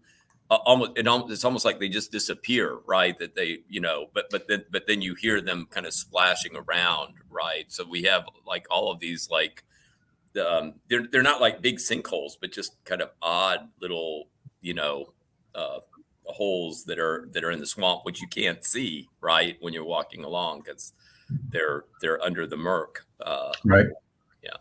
I think maybe to add on to that, because of the danger of the holes, we have to be tied together while we're walking through the swamp. So you're in unpleasant proximity to some folks. So yeah, that makes sense. And go ahead and add some rope, it sounds like then, Keith. And Robbie, I think I said you have a machete. So under your gear, just go ahead and add machete. We'll just start to establish what you guys are carrying. Great. And let me go then to Horst. Horst, what other detail would you like to add, or do you want to talk about the way in which you guys travel? I think that in the beginning, like the first day, it was almost like a school trip. We were all happy to leave the prison. But by day 2, after people disappeared in these mysterious holes and had to be dragged out by the rope, that there's a lot of complaining. It's it has become a chore. Sure. All right, great. And let's talk about the next part. Someone tells a story. So there's another handout called Stories. Let me take a minute to describe this. This is a part that takes a minute to grasp onto. So I want to take a minute to kind of like describe how this works. This is borrowed from Escape from Dino Island. At various points in the game, the PCs will be prompted to tell a story. These usually occur as part of a card reveal or as part of a move. Of course, a PC can tell a story at any slow point in the game. They don't have to wait until they are prompted. When sharing a story, the player shares something that tells us more about their character. It can be a quip, a conversation with other characters, or a flashback, but it should be short and to the point. These are the quick exchanges or one-liners in the quiet in-between moments of the movie that help us care about or hate these characters. If the card doesn't specify a topic, the PCs may make up their own genre and mood-appropriate topic or choose from the list, which I don't have here. The GM and other players may also suggest an aspect of the storyteller that they are curious to learn more about. So if anybody has a grasp on that idea and is ready, really any of the three of you, do you have a story, something that tells us about your character? Something either like it's a flashback or a quick exchange or a conversation. It can really take any form.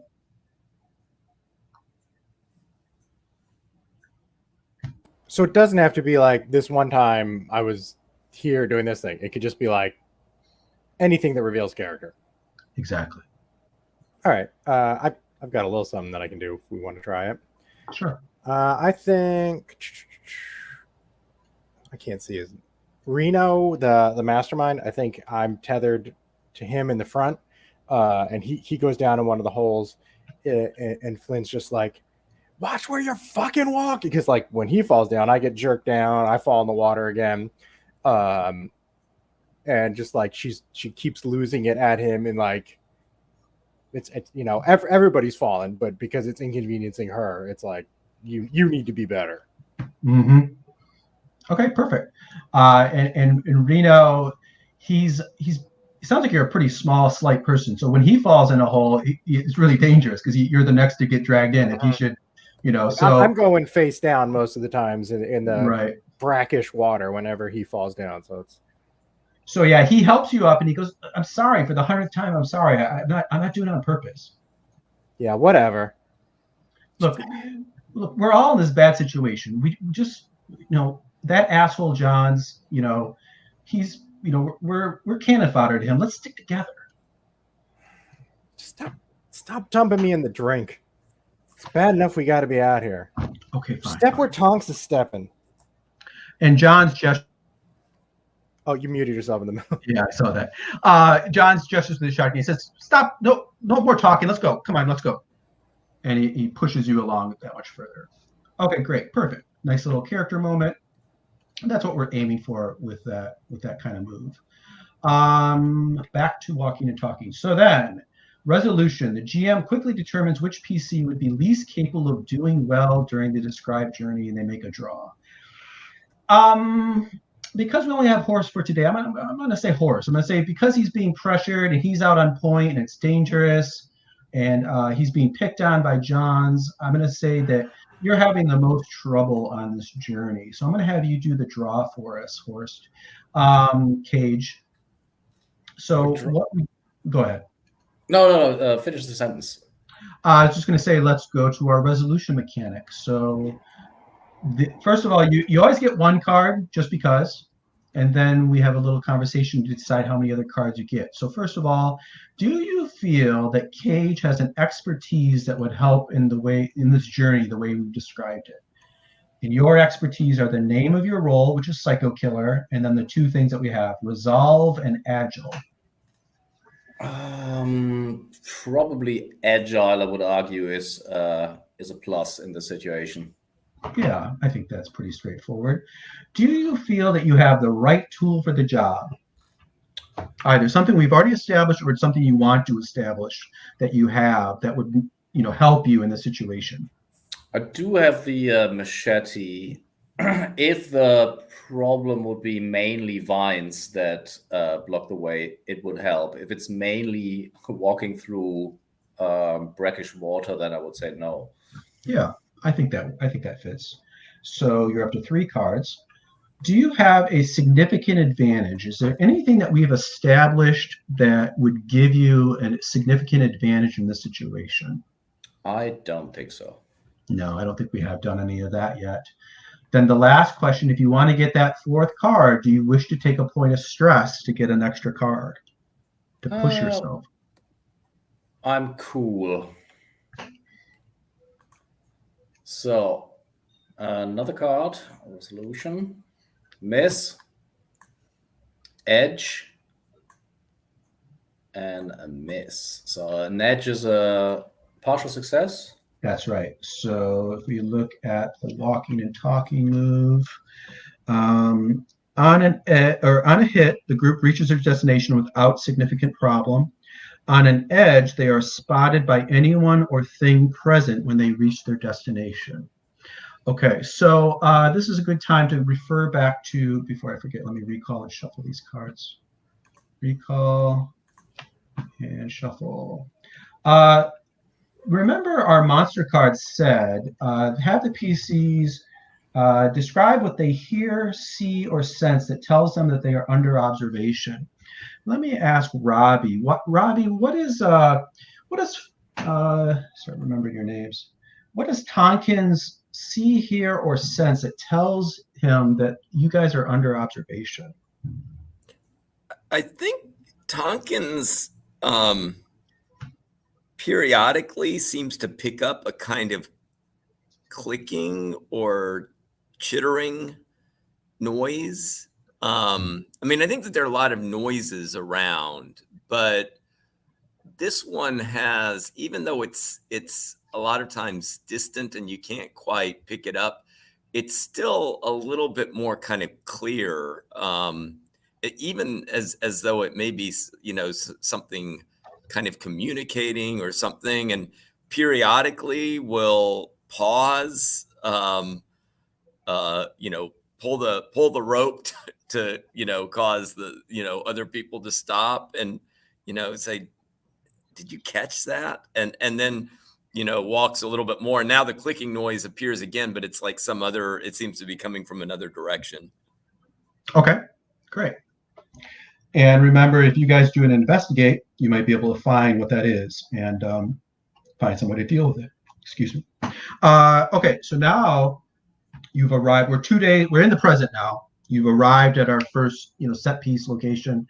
I picture probably Cage coming out of this, hacking his way through these thick vines, and it opens up, and you're on sort of a little bit of a rise, maybe, you know, like there's a bit of a muddy slope that goes down maybe 5 or 10 feet down to, or a couple meters down to this river side. You come to a wide river, and it's flowing through this bayou at a pretty good pace. And there's all kinds of, like, there's swift parts and there's eddy pools off to the side.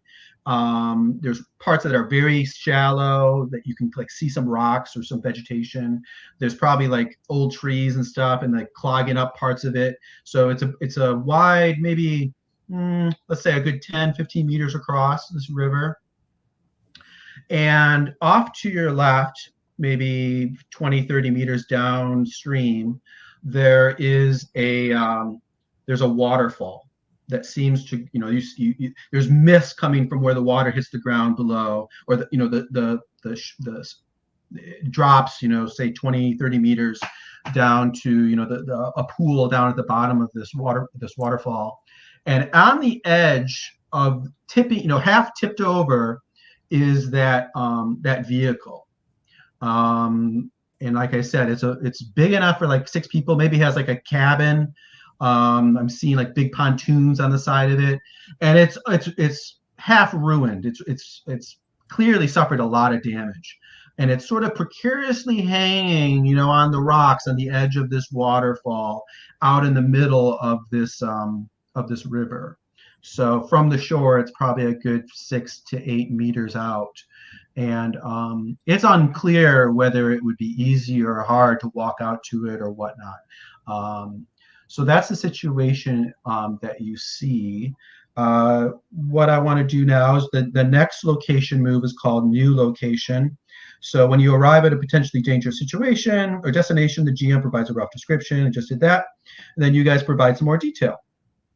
The first time it's visited, the players define a couple of genre-appropriate features or aspects that the PC would like to have in the scene to help further their character.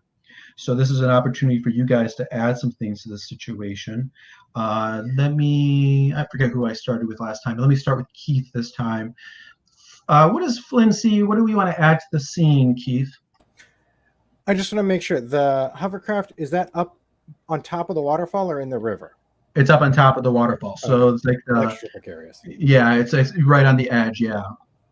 So if this is cool, I think to reveal one thing about the character, Flynn kind of hangs back in the line. I'm picturing Johns is at the back so he could, shoot anyone that he deems necessary to shoot.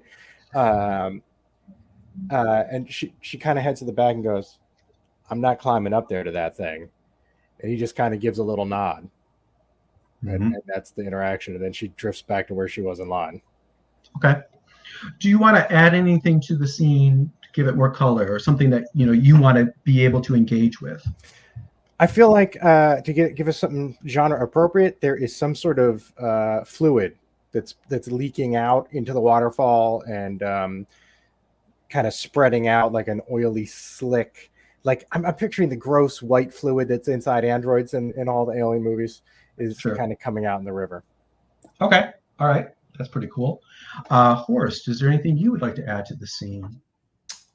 I want to say that that the hovercraft occasionally there's sparks at where the motor is, sending sparks into the water. Okay. All right. So there's an oily slick of indeterminate origin, and then some sparks. Okay, that sounds fun. And Robbie, what would you like to add?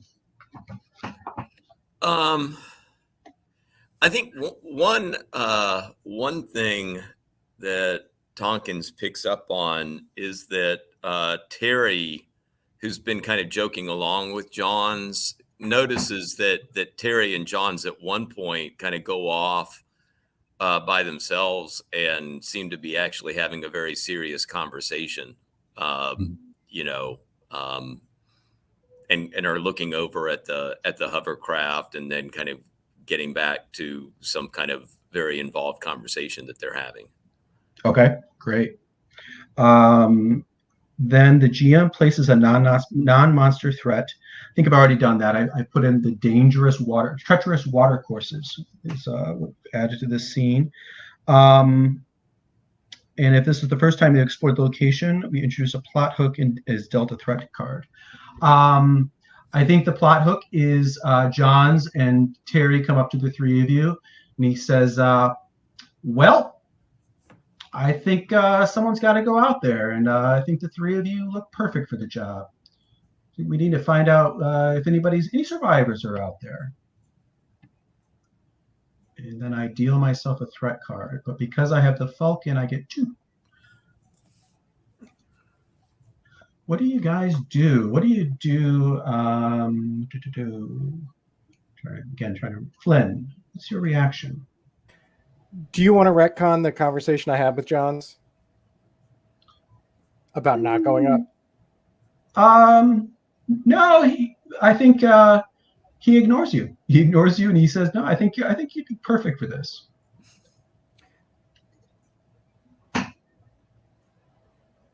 So I'm struggling a bit because I have secrets that affect things, and I don't know how, because it's not true until I flip it. But then if I flip it, and then it's going to be like, well, then why did all this stuff happen? Sure. So I guess I'm not sure which way I should play it. There's not really a right answer, I suppose. I think you could certainly try to talk your way out of it if you want to. There's a move called Manipulate if you want to try to get Johns to excuse you from this task, I suppose. Or if you think it's the moment to reveal your card that you're referring to, you could do that too. It's really up to you. All right, I think she just spits in the river and goes, "Asshole."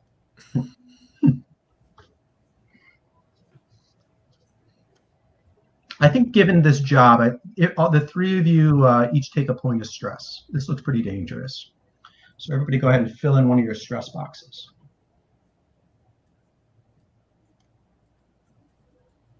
So John's.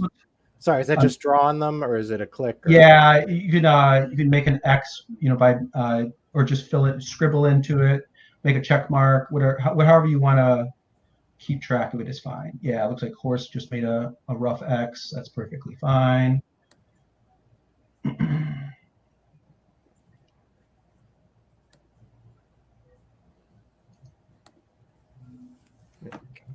So you see Johns and Terry, they sort of detach themselves from the ropes that connect everybody, and the three of you, he gestures, he says, well, we're losing light. Let's get with it.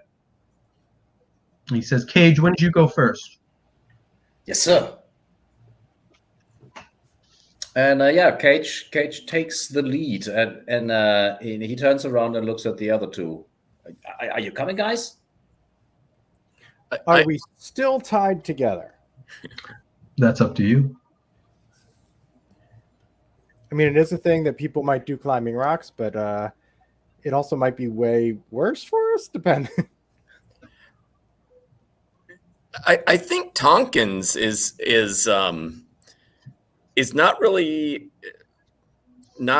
so reluctant about this. It seems like a breaking and entering type situation for Tompkins, and so I think Tompkins would, without asking, would detach himself from a rope and take the rope up, holding it in, coils it up neatly in the hand. And clearly, he's kind of handled a lot of rope before, and is like getting over to the edge to kind of give some careful assessment. You kind of see him kind of surveying this. You see him kind of looking at possible kind of ways to kind of work his way across and to enter the hovercraft. Mm-hmm. He probably, saying, I think we can do this. How far is the hovercraft from from dry land? How far is it? About 6 to 8 meters, somewhere in there. And like I said, Robbie, let me ask you before I forget. It sounded like you said something about checking it out. Do you want to trigger the move called it's a safety move called investigate? Do you want to check it out before you get in the water to see if you spot anything that might be helpful? Yeah, I think so. I mean, as I say, Tompkins really is going into the mode that this is kind of something that's potentially up his alley, right? I mean, he's certainly kind of broken into and entered places where the line of approach was a little bit complicated, but he's been able to overcome that before. I'm sorry. Go ahead, Horse. Can you help or hinder during an investigative move? You can. You don't need to declare it until after the draw, though. Okay. Cool.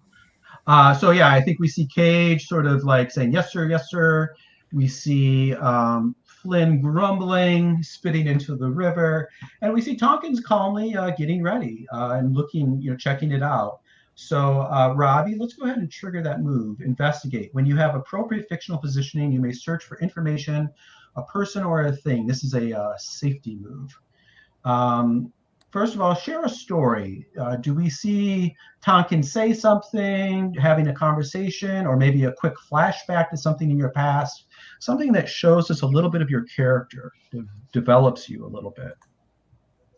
Yeah, I mean, I think, Tompkins is kind of looking at it and saying, this isn't the most difficult break-in I've been involved in, and in fact, there have been it reminds me of when I had to kind of get myself across that ravine to kind of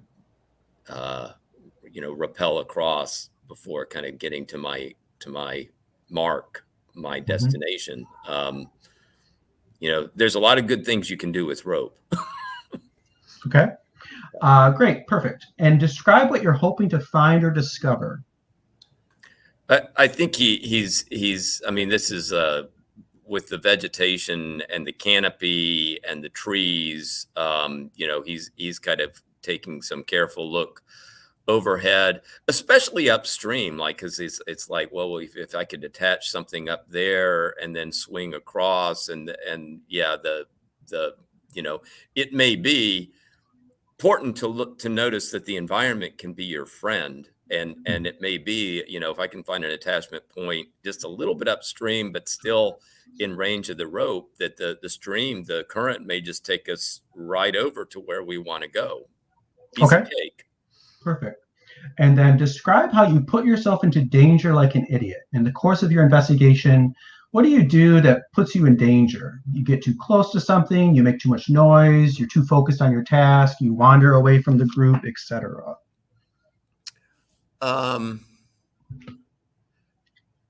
Well, I mean, would it count? I mean, we have established that there's some type of electricity that's kind of going off in the area, and I don't know that he's fully thinking about, the possibility of electrocution kind of going on with the water in the area. Mm-hmm. So maybe we see in the course of you like checking it out, you put your feet into the water, maybe there might be some current right there. Okay, great. You are ready to draw. So you get one card just for free. Does Tompkins have an expertise that would help in the situation? Can you make an argument that one of your expertise, and in your case, that would be breaking and entering? Yeah. Go ahead. Dodging and bargaining. Yeah, I think the breaking and entering is what he's kind of banking on here, is that kind of expertise with kind of working his way into structures. Yeah, I can buy that. Do you have the right tool for the job? Is there any piece of equipment that's helping you in this investigation? I mean, the piece of equipment I have is the rope. I mean, he's trying to kind of think about like how he could attach the rope, and in looking carefully at the way the currents are carrying, and where there might be a tree that he could, attach it to and get the current to carry him into the. Now, the rope will help you once you actually make your move, but in the investigation part, that's not going to help. No. But remember, you can declare things within our limitations. Is there anything in your pack or on your pocket that might help you here that we feel you might realistically have? If not, that's fine. We'll just say no. In terms of the assessing the situation? Exactly. Yeah, I don't know in terms of the actual assessment of it that there would be anything. So we'll just say no to that part. Do you have a significant advantage? Is there anything that we've established that would give you significant advantage in this situation? I don't know that there is. Yeah. Okay. All right. So now you're at 2 cards. The last one is, do you want to push yourself? Do you want to take a point of stress to get a 3rd card? Yeah, I think so. Okay. So go ahead and take a stress. Fill in the 2nd box. And then when you're ready, you're going to draw 3 resolution cards and just throw them up in the middle of the table, and we'll see what we get. All right.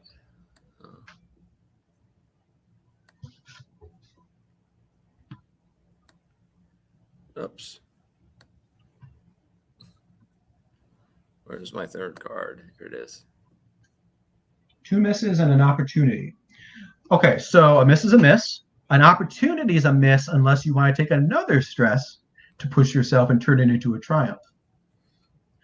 Alternatively, actually, I should ask before, especially since Horst asked about this. This is the moment before Robbie decides that one of the other 2 characters can decide to help. If you describe in some way that you're helping, or hinder for that matter, the mechanic's the same. What you do is you take a stress if you want to help or hinder, and you draw 1 card for each card that the acting player has exposed. So all of you right now just have your roll card exposed.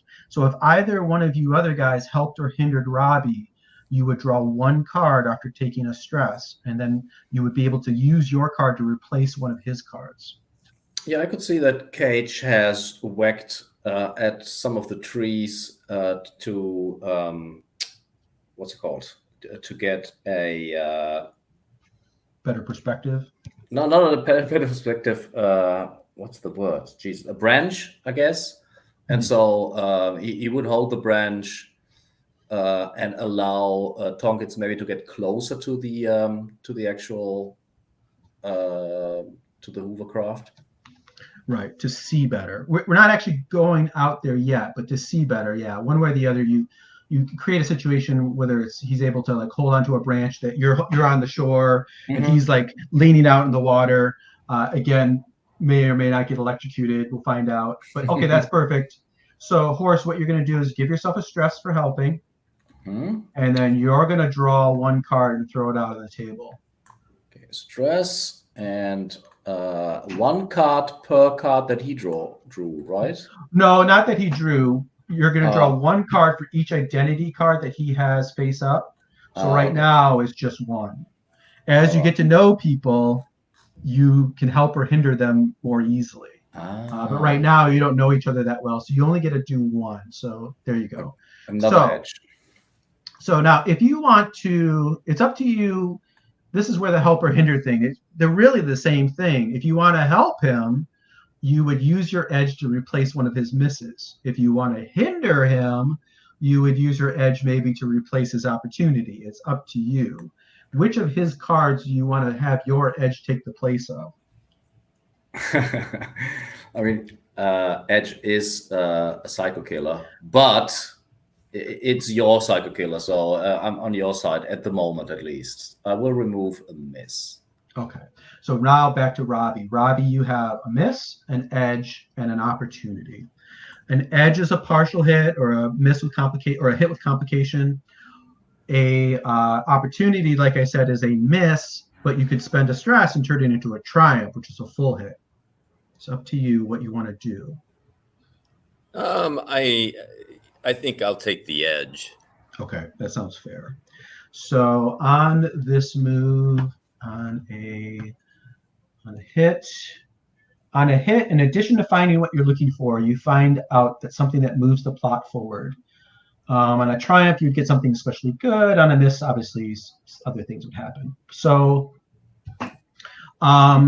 you also, I see something I need to fix. Oh, no, that's fine. All right, so you're going to find what you wanted. You're wanting to find.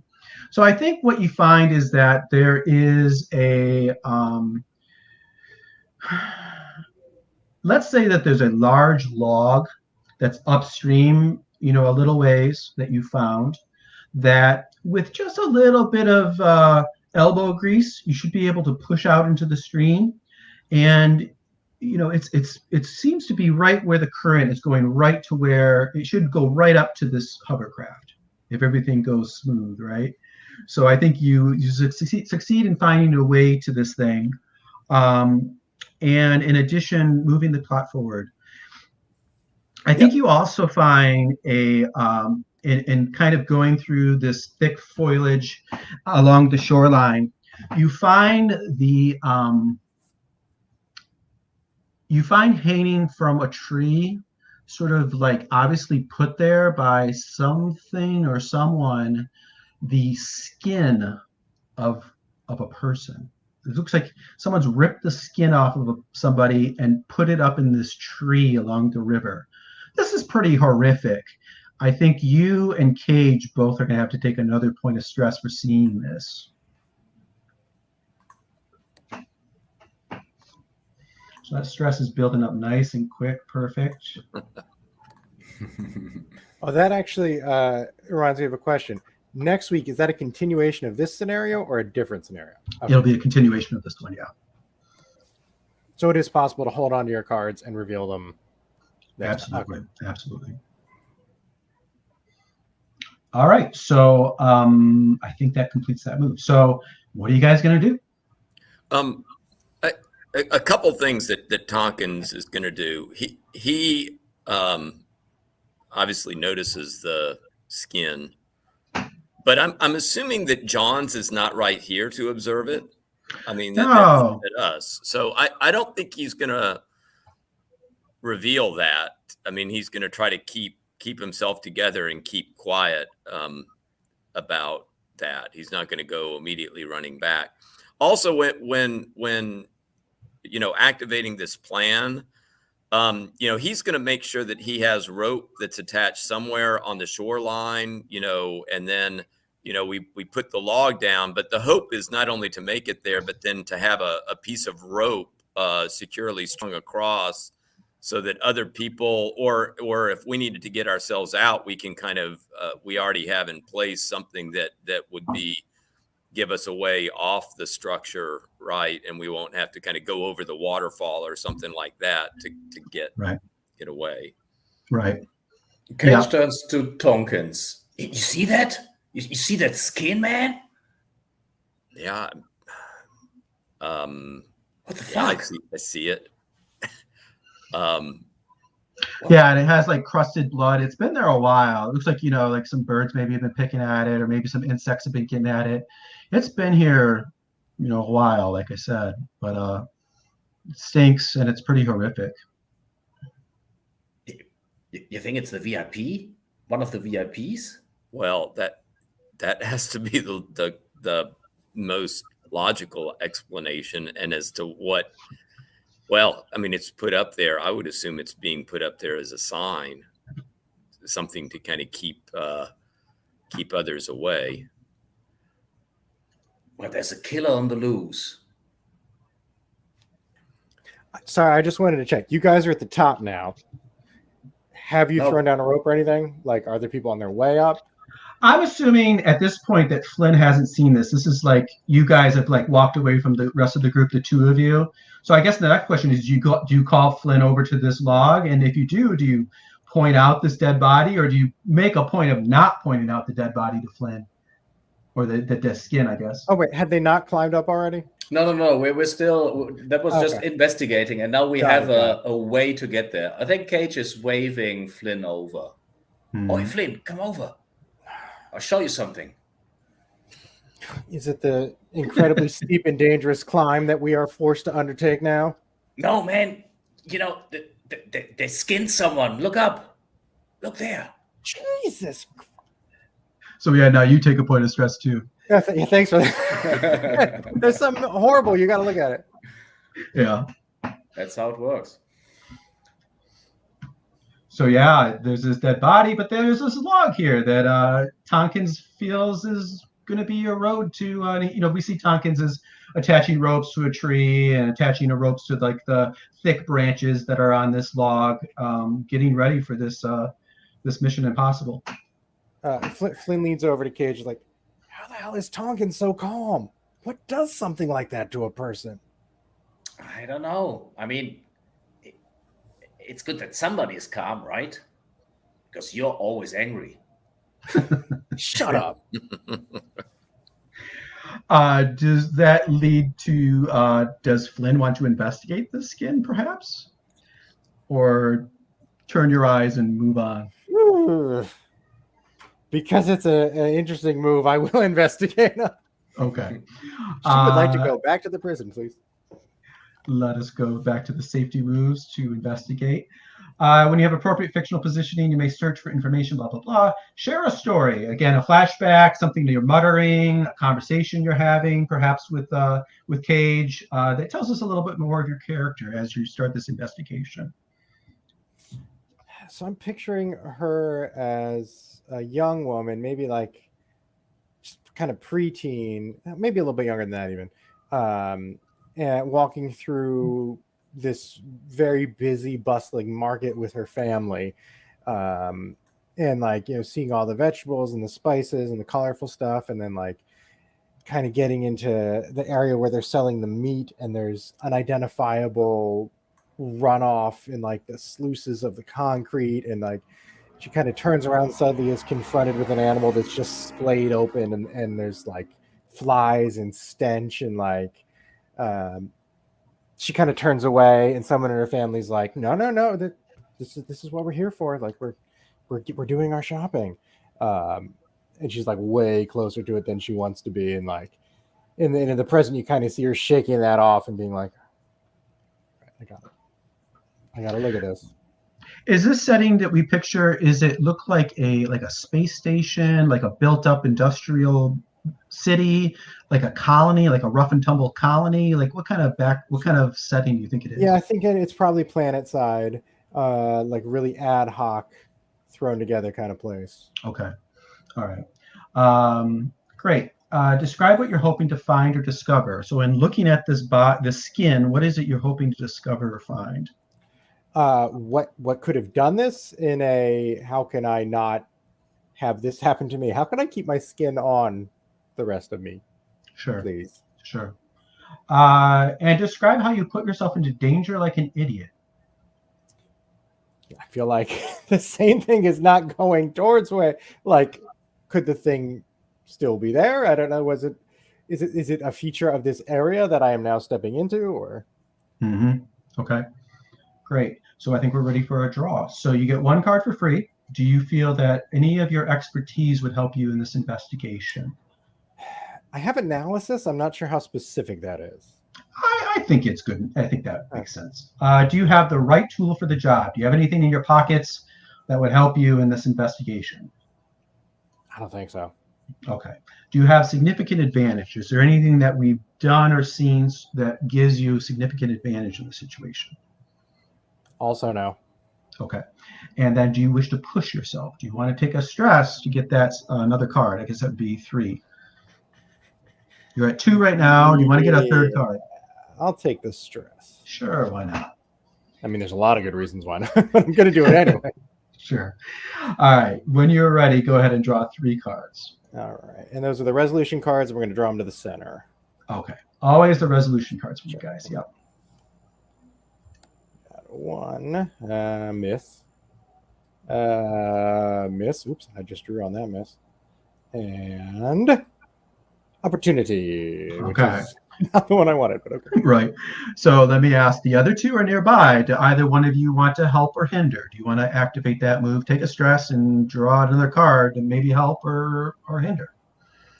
I think Cage is the helpful psycho killer, so he will. Flynn is climbing up the tree. Is that true? Yeah, I guess so. Okay, sure.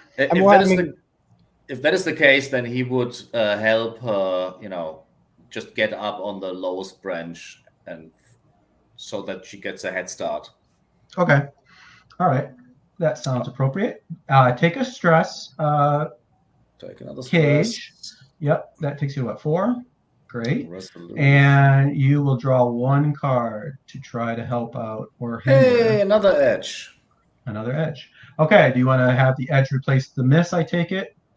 Yes. All right, and that gives Keith a choice then. Do you want to go with the partial hit with the edge, or do you want to turn the opportunity into a triumph?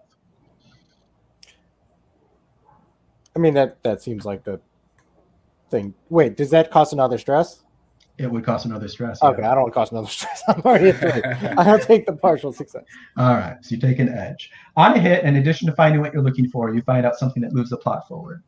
Okay, so I think you climb up, I don't know, it's probably a couple meters up. You climb up this tree, this slimy, vine-covered tree, and, you almost slip once or twice, but Cage is there to kind of boost you. And you climb up onto one of the boughs of this tree at the level of this skin. And you see that it is nailed into, like I said, it's sort of like, crucifix style. I don't know if that's right, but anyways, it's sort of like nailed to this tree trunk with these spikes through its palms, right? And they're about this long, and they're made out of some sort of metal you've never seen before, and they're obviously incredibly sharp. They look kind of like a dart, like a long dart. This gray metal that you don't identify. In addition, there is, now that you're up here, you see sort of like in this crevice or sort of like hollow, where the branches meet, sort of like there's 3 skulls with attached spines that are sort of like shoved into like little crevices in the side of this tree, and sort of like, it's almost like a little bit like an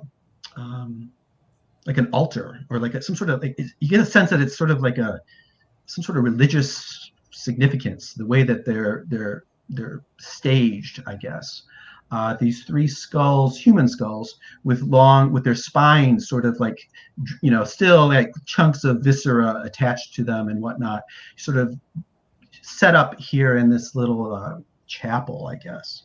Do we know how many VIPs there were? There were 6. Okay. Oh, that's right, because the vehicle.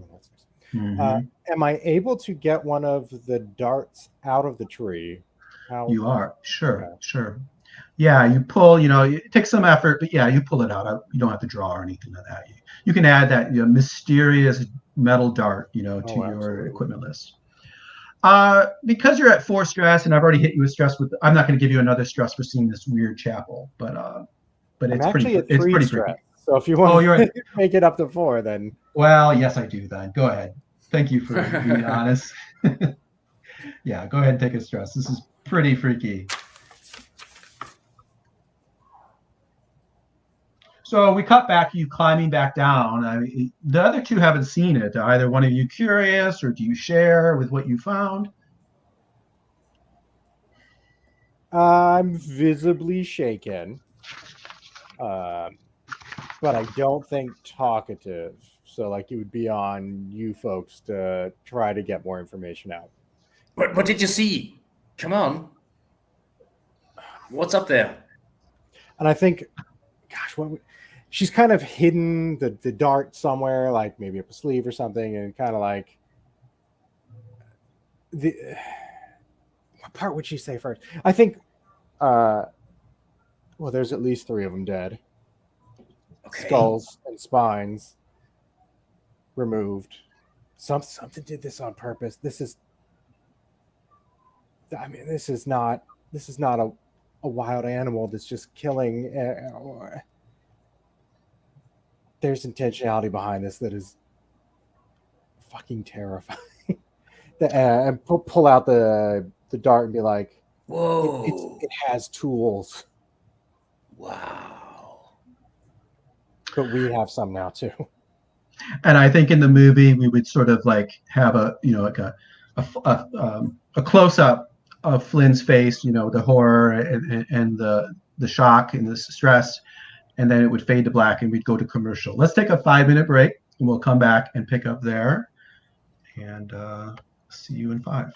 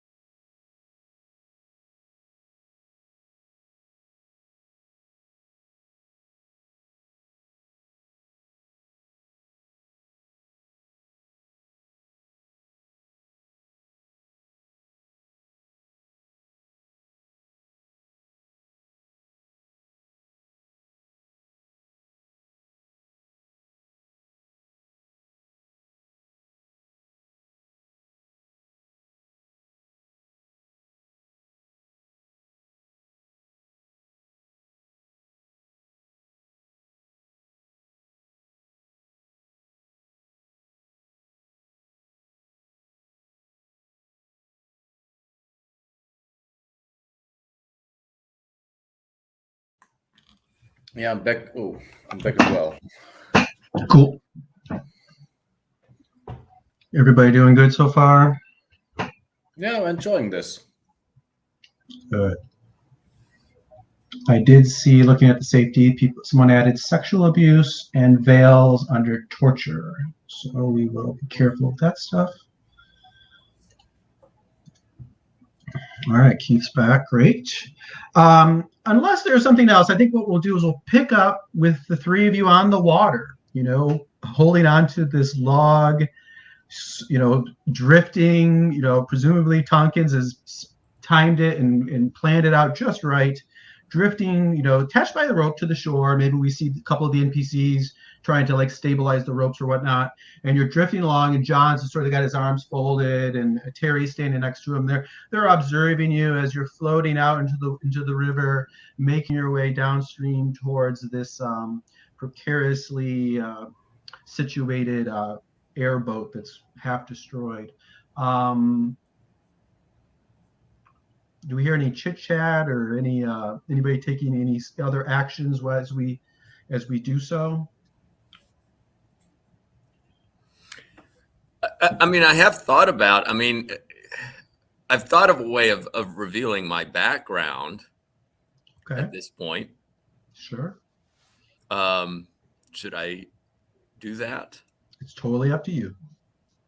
This is your own choices. Yeah, I'll go on and do that. Okay. So the card, just before you do so, make sure there is a sentence that maybe you already saw this, but there's a card that says something like "reveal this card when you blank." So just make sure you do that. All right. To be able to double check this. I think I got it though. Okay. It's usually like reveal this card when you tell a story about blank, or when you do this or that. It'll have some sort of condition. Yeah. So Tompkins, maybe I'll do my triggering story first, and then I'll reveal it. Sure. I think Tompkins, while kind of setting this up and kind of executing this maneuver, will address Cage and Flynn and say, this used to be such a place of wonder and beauty and even friendship and love before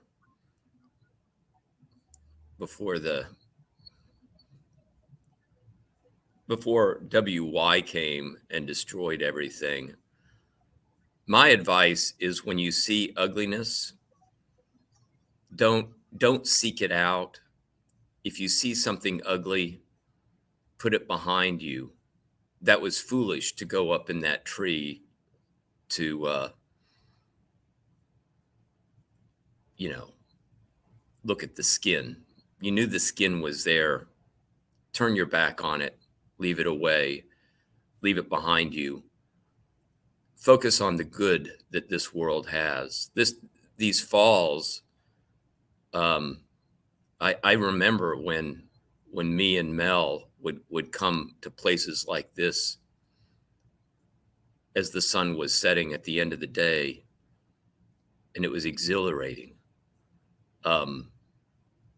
Yes, that there's now ugliness in this world, but we need to focus on keeping ourselves together, and the only way to do that is to keep our attention on what we need to do, and let's not intentionally seek out things that are vulgar and grotesque. And so, he tells you that, and here's my background. So what I do, I just right click, and it should have flip card as a selection you can do. Yeah. So I'll get rid of all the little scribbles. All right, go ahead and read that for our thousands of viewers, so we all know what we're dealing with here. All right. So, let's see if it's going to let me. If you can't read it, you have to like zoom in as the way to go. Yeah. Okay. Well, then I can do it through this other. So, used to live or work here. Reveal this card when you tell a sentimental story about your life in this place many years ago. So Tonkins has remembers being here before he was a prisoner here. Yeah. So and then it has this connected. Does that become a new attribute? That's a new expertise. Yep. Yeah. So the name of the card is an expertise for you now, and also is plus connected. Okay. So you can make those arguments to use either one of those next time you do a draw.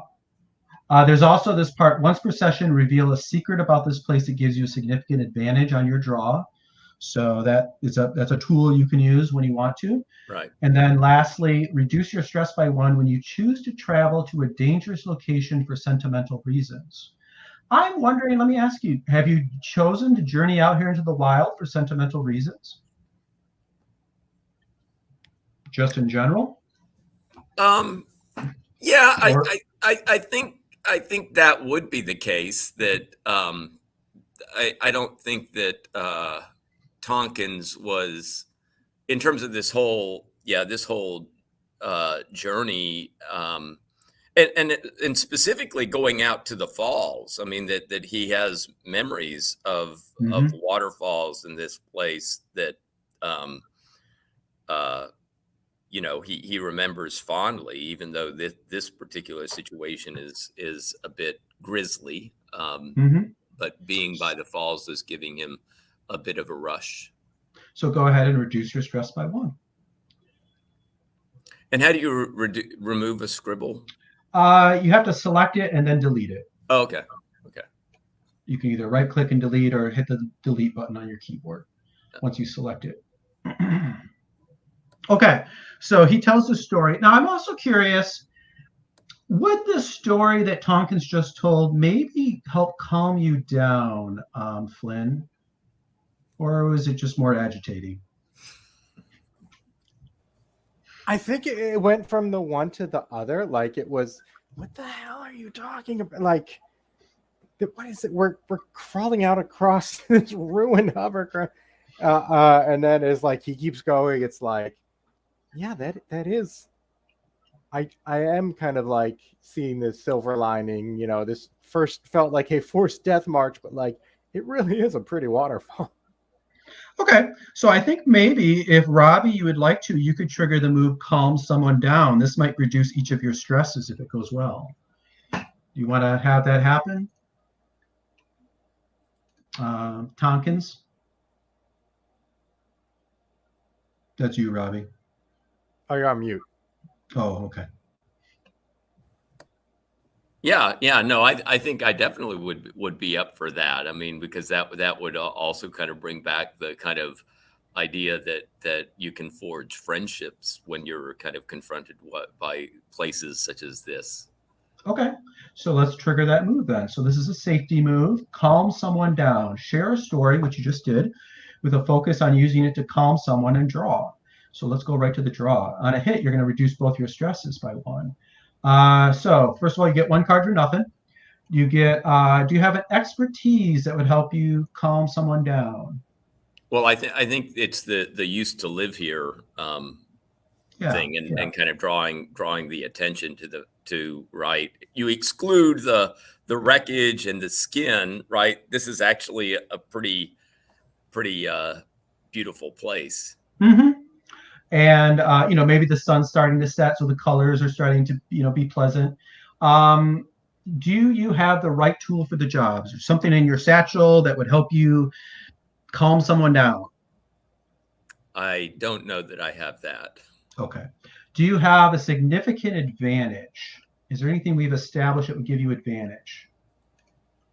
Let me say, because we're getting close to the end of our time together today, you do have the once per session, you can reveal a secret about this place that gives you significant advantage, if you want to use that. I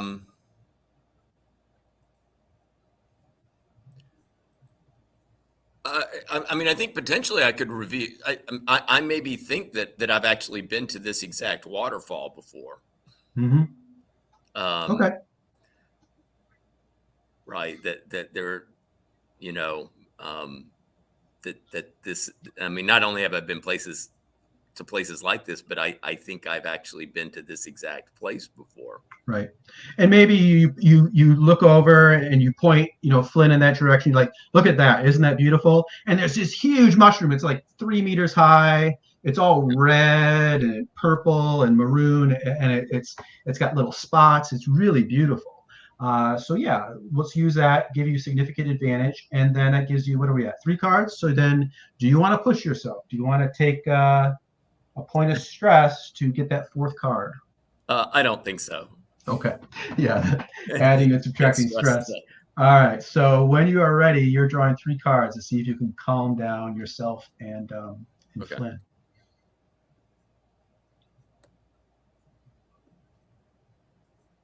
Miss, edge, triumph. Great.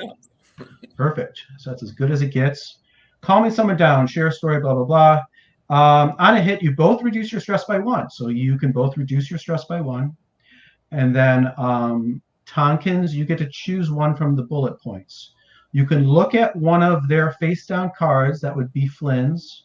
So you can look at one of either his background or agenda cards. You can ask them a question that they must answer honestly. And the third option is just for NPCs. So really you have you have a choice of 2 things. You can look at one of the cards, or you can ask them a question that they must answer honestly. I think I'll look at one of Flynn's cards. Okay. So how we should do this is a little bit tricky. Keith, what you should do is drag your 2 cards. Well, which card is it you want to look at? The agenda or the background? Robbie? I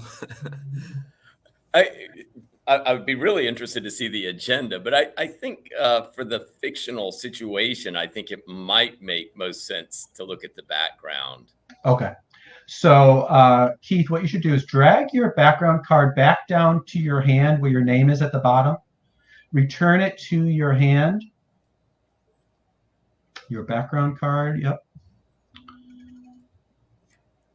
I can't get it back in my hand when I drag it to my name. It's just hanging out behind my name. Yeah, I've seen Going all over the world. You've got to drag it down to like where. Let me see if I can do it. Hold on.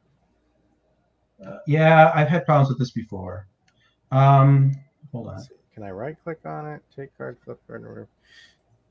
Yeah, it's tricky. Yeah, actually, if you right click on it, take card. Do that. Take card. Okay, now Robbie, what you need to do is you need to click on the card in Keith's hand. Okay. And it should have either right click or it should have a pop-up that says something like, do you wish to take this card or something like that. Steal card? Steal card, yep. Okay. Say yes. And then Keith, it should have something pop up for you that says, Robbie wants to take your card, and say Let it yes. Go. Perfect. And then Robbie, can click on it? Yep, go ahead and click on it and read it.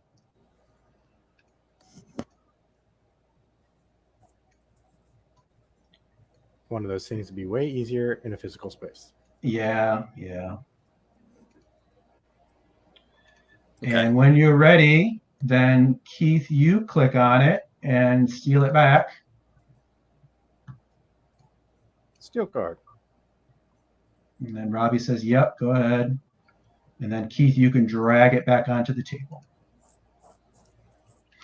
So now you've learned something about Flynn. Great. So, there's a beautiful mushroom. The sun's starting to set. It's really not so bad, really. You're floating along on this river, fairly mild current. It seems to be going in the right direction. And then the sky falls. Rain pours down suddenly. I'm going to flip one of my cards. Non-monster threat. A non-monster threat becomes active hostile, furthers their plan, or enters a scene, and attacks must be overcome. And my non-monster threat is the extreme weather. The extreme weather hits hard. You can't see more than a foot in front of you. The 3 of you are, a deluge, and instantly the water starts churning and building up pace and speed. And what are you going to do to avoid disaster? again, Horse is only with us today, so I'm going to put this on Horse. What do you do to try to save the situation? Because it looks like it's going to be bad. I mean, we can't see further than a feet. I think Cage still has the branch that he whacked off, and he will. And it's a substantially long branch, longer than his field of vision. So he will use it like a blind person would use the stick to see if it will connect with the hovercraft. Okay, so you're like trying to like paddle and get yourself to the hovercraft before disaster happens. Great. This is now a peril move called Face Adversity. Peril move, Face Adversity. I don't think there's any preliminaries. I think we just get right into it. Trigger this move when you try something dangerous and no other move fits. On a hit, you succeed. All right, so Horst, you get 1 card for free. Do you feel that Cage has an expertise that would help in this situation? Let's see. I mean, I think agility, if I'm actually pedaling, probably quite useful. Yeah.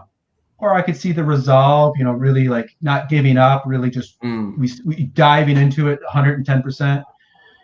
So yeah, I think either way, that's sure. How about the right tool for the job? Do you feel like you have the right?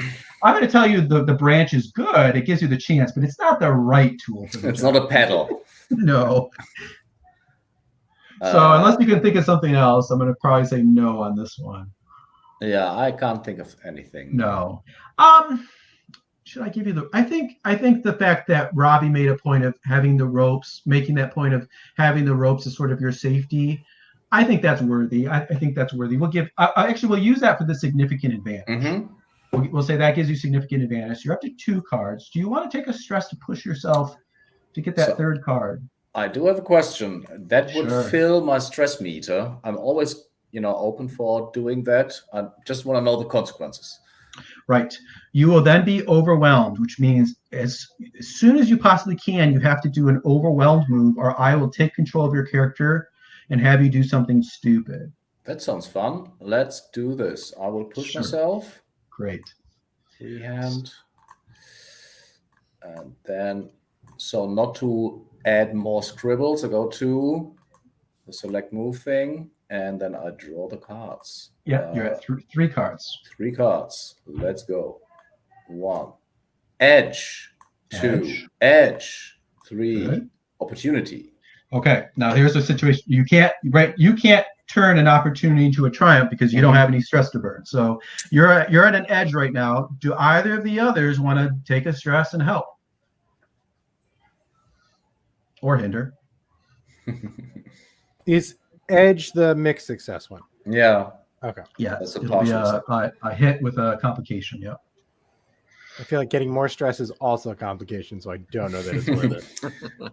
And getting the triumph is pretty slim, the chance.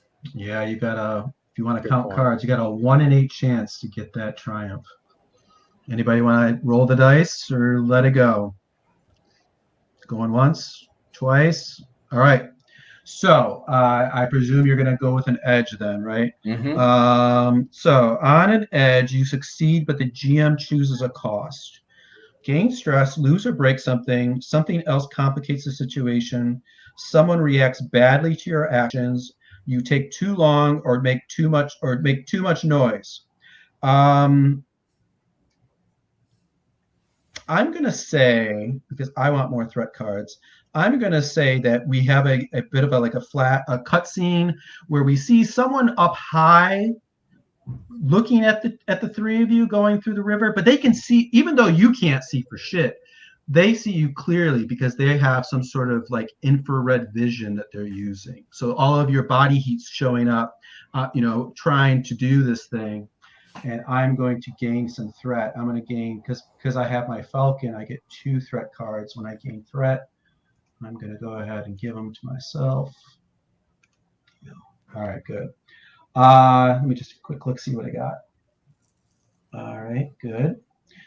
But you do succeed. So we see you, frantically, using this branch to paddle. You able to push, this tree trunk slams into the side of this hovercraft. It shivers and sort of like creak, and the three of you like, oh, you almost fall off, but there you are. You're at the edge of this hovercraft. I think that's probably a good time to stop for today, right? So take a minute, breathe, think. We'll do some stars and wishes, and then also you can do it all at once, or you can do it, and as we go, we can go run. Let's go around once and do like any stars or wishes, or in Horse's case, roses and thorns. And then we'll go around again and see if anybody has any sort of feedback, playtest feedback about the game, what works, what doesn't work, what you would change, whatever. And we'll go from there. Yeah, let's start with Horse. Horse, if you're ready, do you have any roses and thorns? Yeah, my roses are to everyone at the table. I think it was a very responsive, like active listening kind of group. Things were incorporated as soon as it was established. That's always a plus. My rose for the GM as well for, sometimes in these, I want to say design-focused games. I come more from an OSR background, but in these design-focused games, sometimes what gets lost is the descriptions. And I think you have a talent to first establish what do we see, then comes the crunchy mechanical bit, but then it is brought back to the fiction again, and I do like that. I do appreciate that. And concerning thorns, I give myself the thorn of being an idiot in scheduling and not having an opportunity to show the creepy side of Cage. I'll take that up for you next time, I'm sure.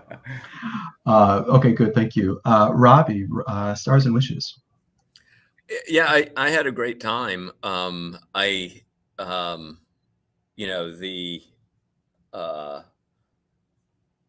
After a little bit of explanation, the mechanics seemed pretty straightforward. I think that there was, a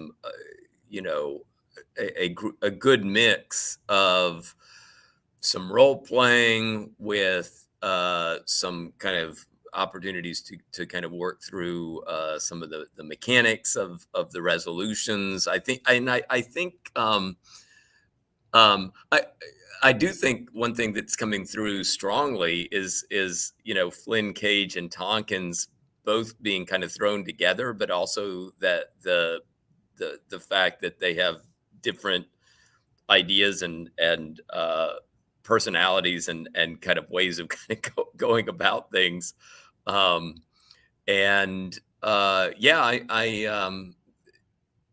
do think that the resolutions had some good dramatic kick to them. I mean, I think that the kind of kind of thinking things through as to what you can add to improve your chances in the card draws. I mean, I think all of that has a nice kind of momentum to it. Yeah. Okay, great. Any wishes for next time?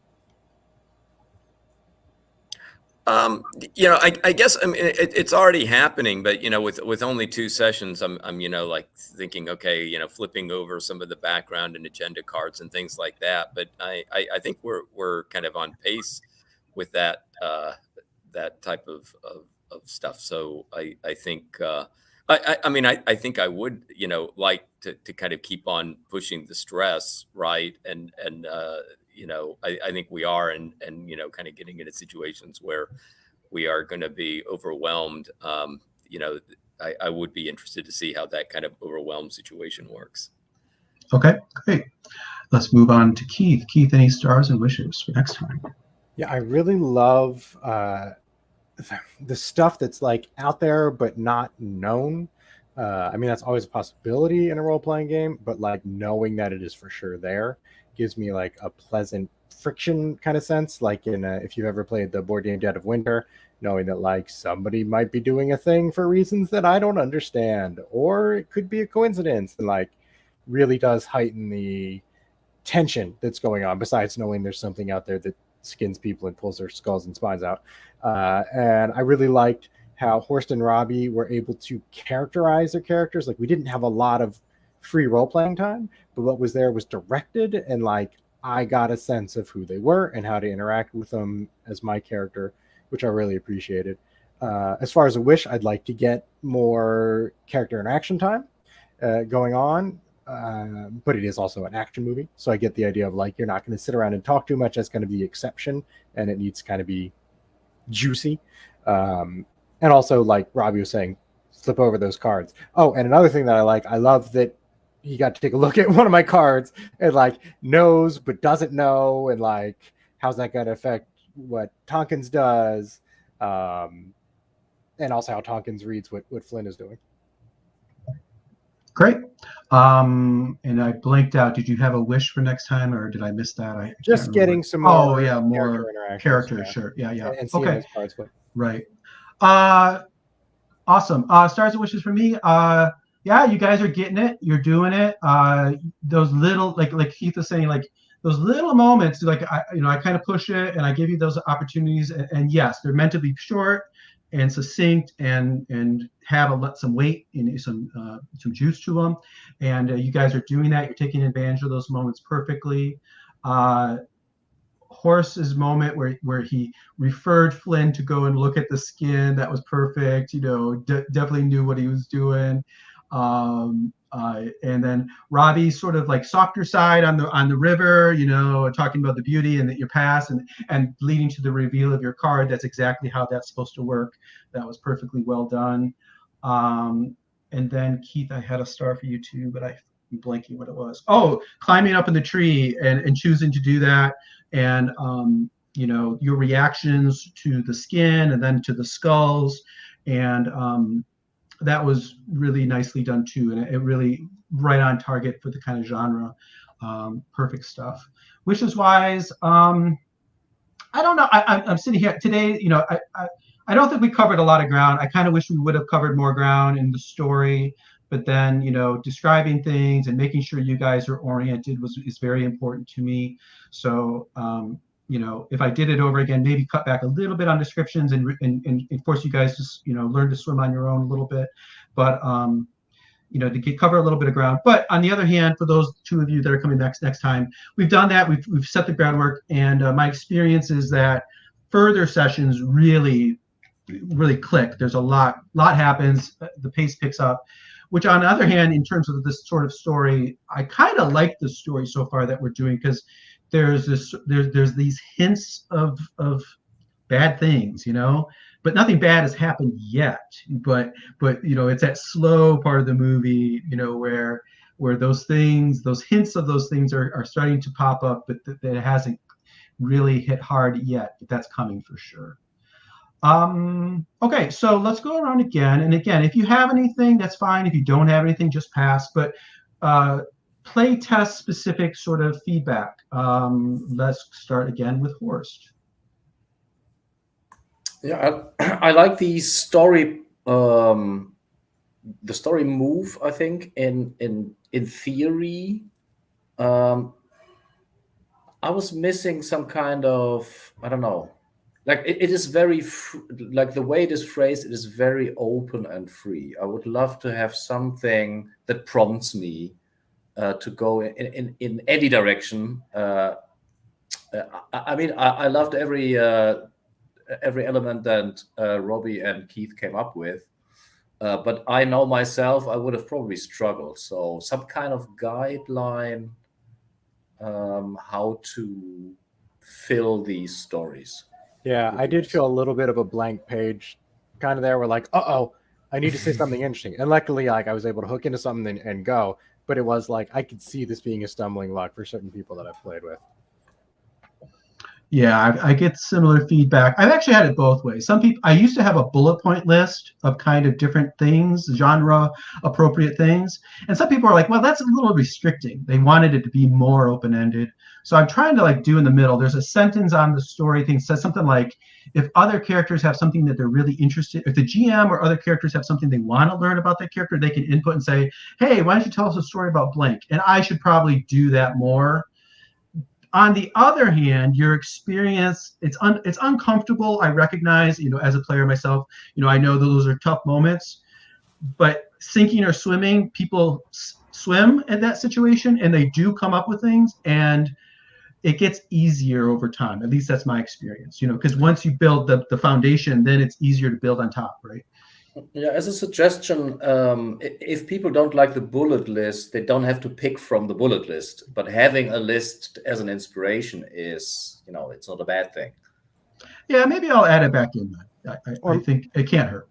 Maybe as you're saying, as it gets easier, like I can totally see that. But maybe like the first time you tell a story, because we're on the prison planet, tell the story of how, I don't know, you want to tell a story if I got in the prison, but like give somebody framework for the first few, and then, okay, now that you don't need the training wheels anymore. Yeah, I like that too. That's a good idea. Okay, great. Anything else, Horace? No, that's it. It seems really well designed, a lot of moving parts, and I can see once, like in the next session that I can't attend to, it would have become like second nature, or maybe more fluent. But I'm not a game designer, but I would say everything that I've seen worked really well. Okay, great. Thank you. Robbie, any play test feedback? I don't think at this point I really have a lot of feedback. I mean, I think it is going well from my point of view, and I like the. I mean, I do like the building of suspense and the way that this is working with respect to that. I think also the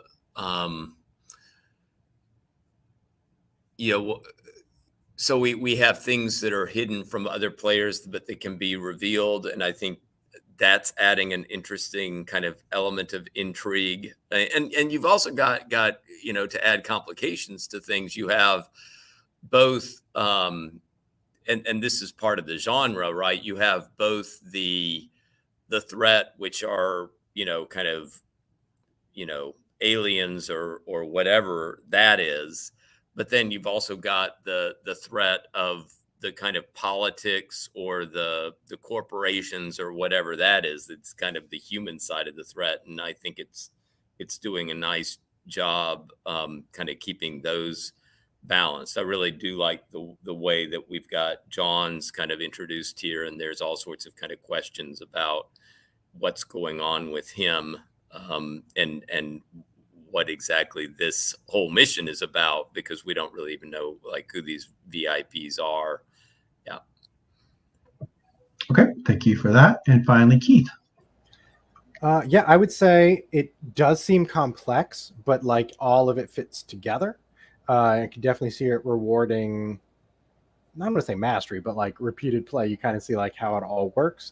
The thing I did find confusing was the terms, trying to keep like hit, edge, opportunity, which one is which. So I don't know if that would be a place that it could be smoothed out a little bit just to make the buried entry less. And then I was wondering about the setup, because it took us a long time, which can be valuable. But I don't like, I think of, I don't know if you've heard the author, actor, or audience triad, like which is your game headed for? And I was feeling authorial there, but in like a horror game, I'm definitely an actor. Like I don't have agency, and it was kind of a weird switch. Like I like the world we came up with, but I don't know if it was worth the hour and a half it took us to create it collaboratively. Like if it would be just, you pull the cards and it's randomly, here's your world. Yeah, that's interesting. Yeah, it did take a little longer today than it did last time I set it up, and there's a certain randomness to how things go.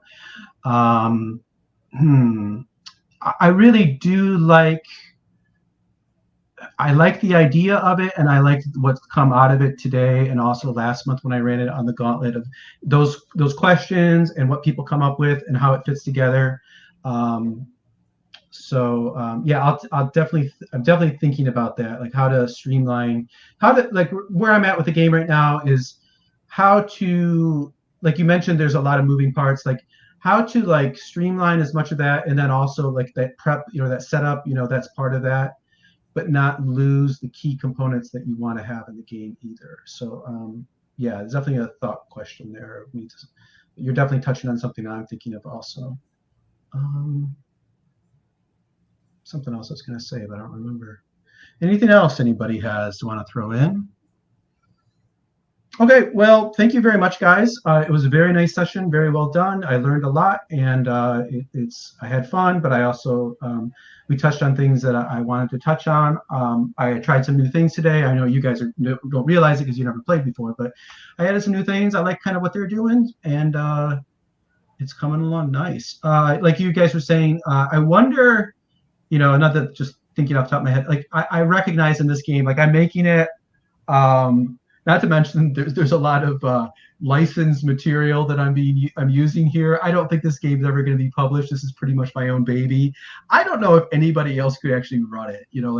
Knowing you, having built it and doing it, I don't know. It would take I would have to sit down and actually teach somebody how to run it, because there is a certain bit of stuff happening behind the what's we call it, the screen, so to speak, that takes a little bit of knowledge. But anyways, thank you guys. I will see Keith and Robbie next week. And Horst, have fun with your group. If something falls through, you're welcome to jump in. I'll just put the link. I'll put the links in this, up like we did today, and you're welcome to return. Definitely. If we can't, if I can't make the session for my home group, somebody can't make it or something, I would love to come back. Cool, great. Well, thanks, guys. I'll see two of you next week. Bye-bye, guys. Bye-bye. Thank you.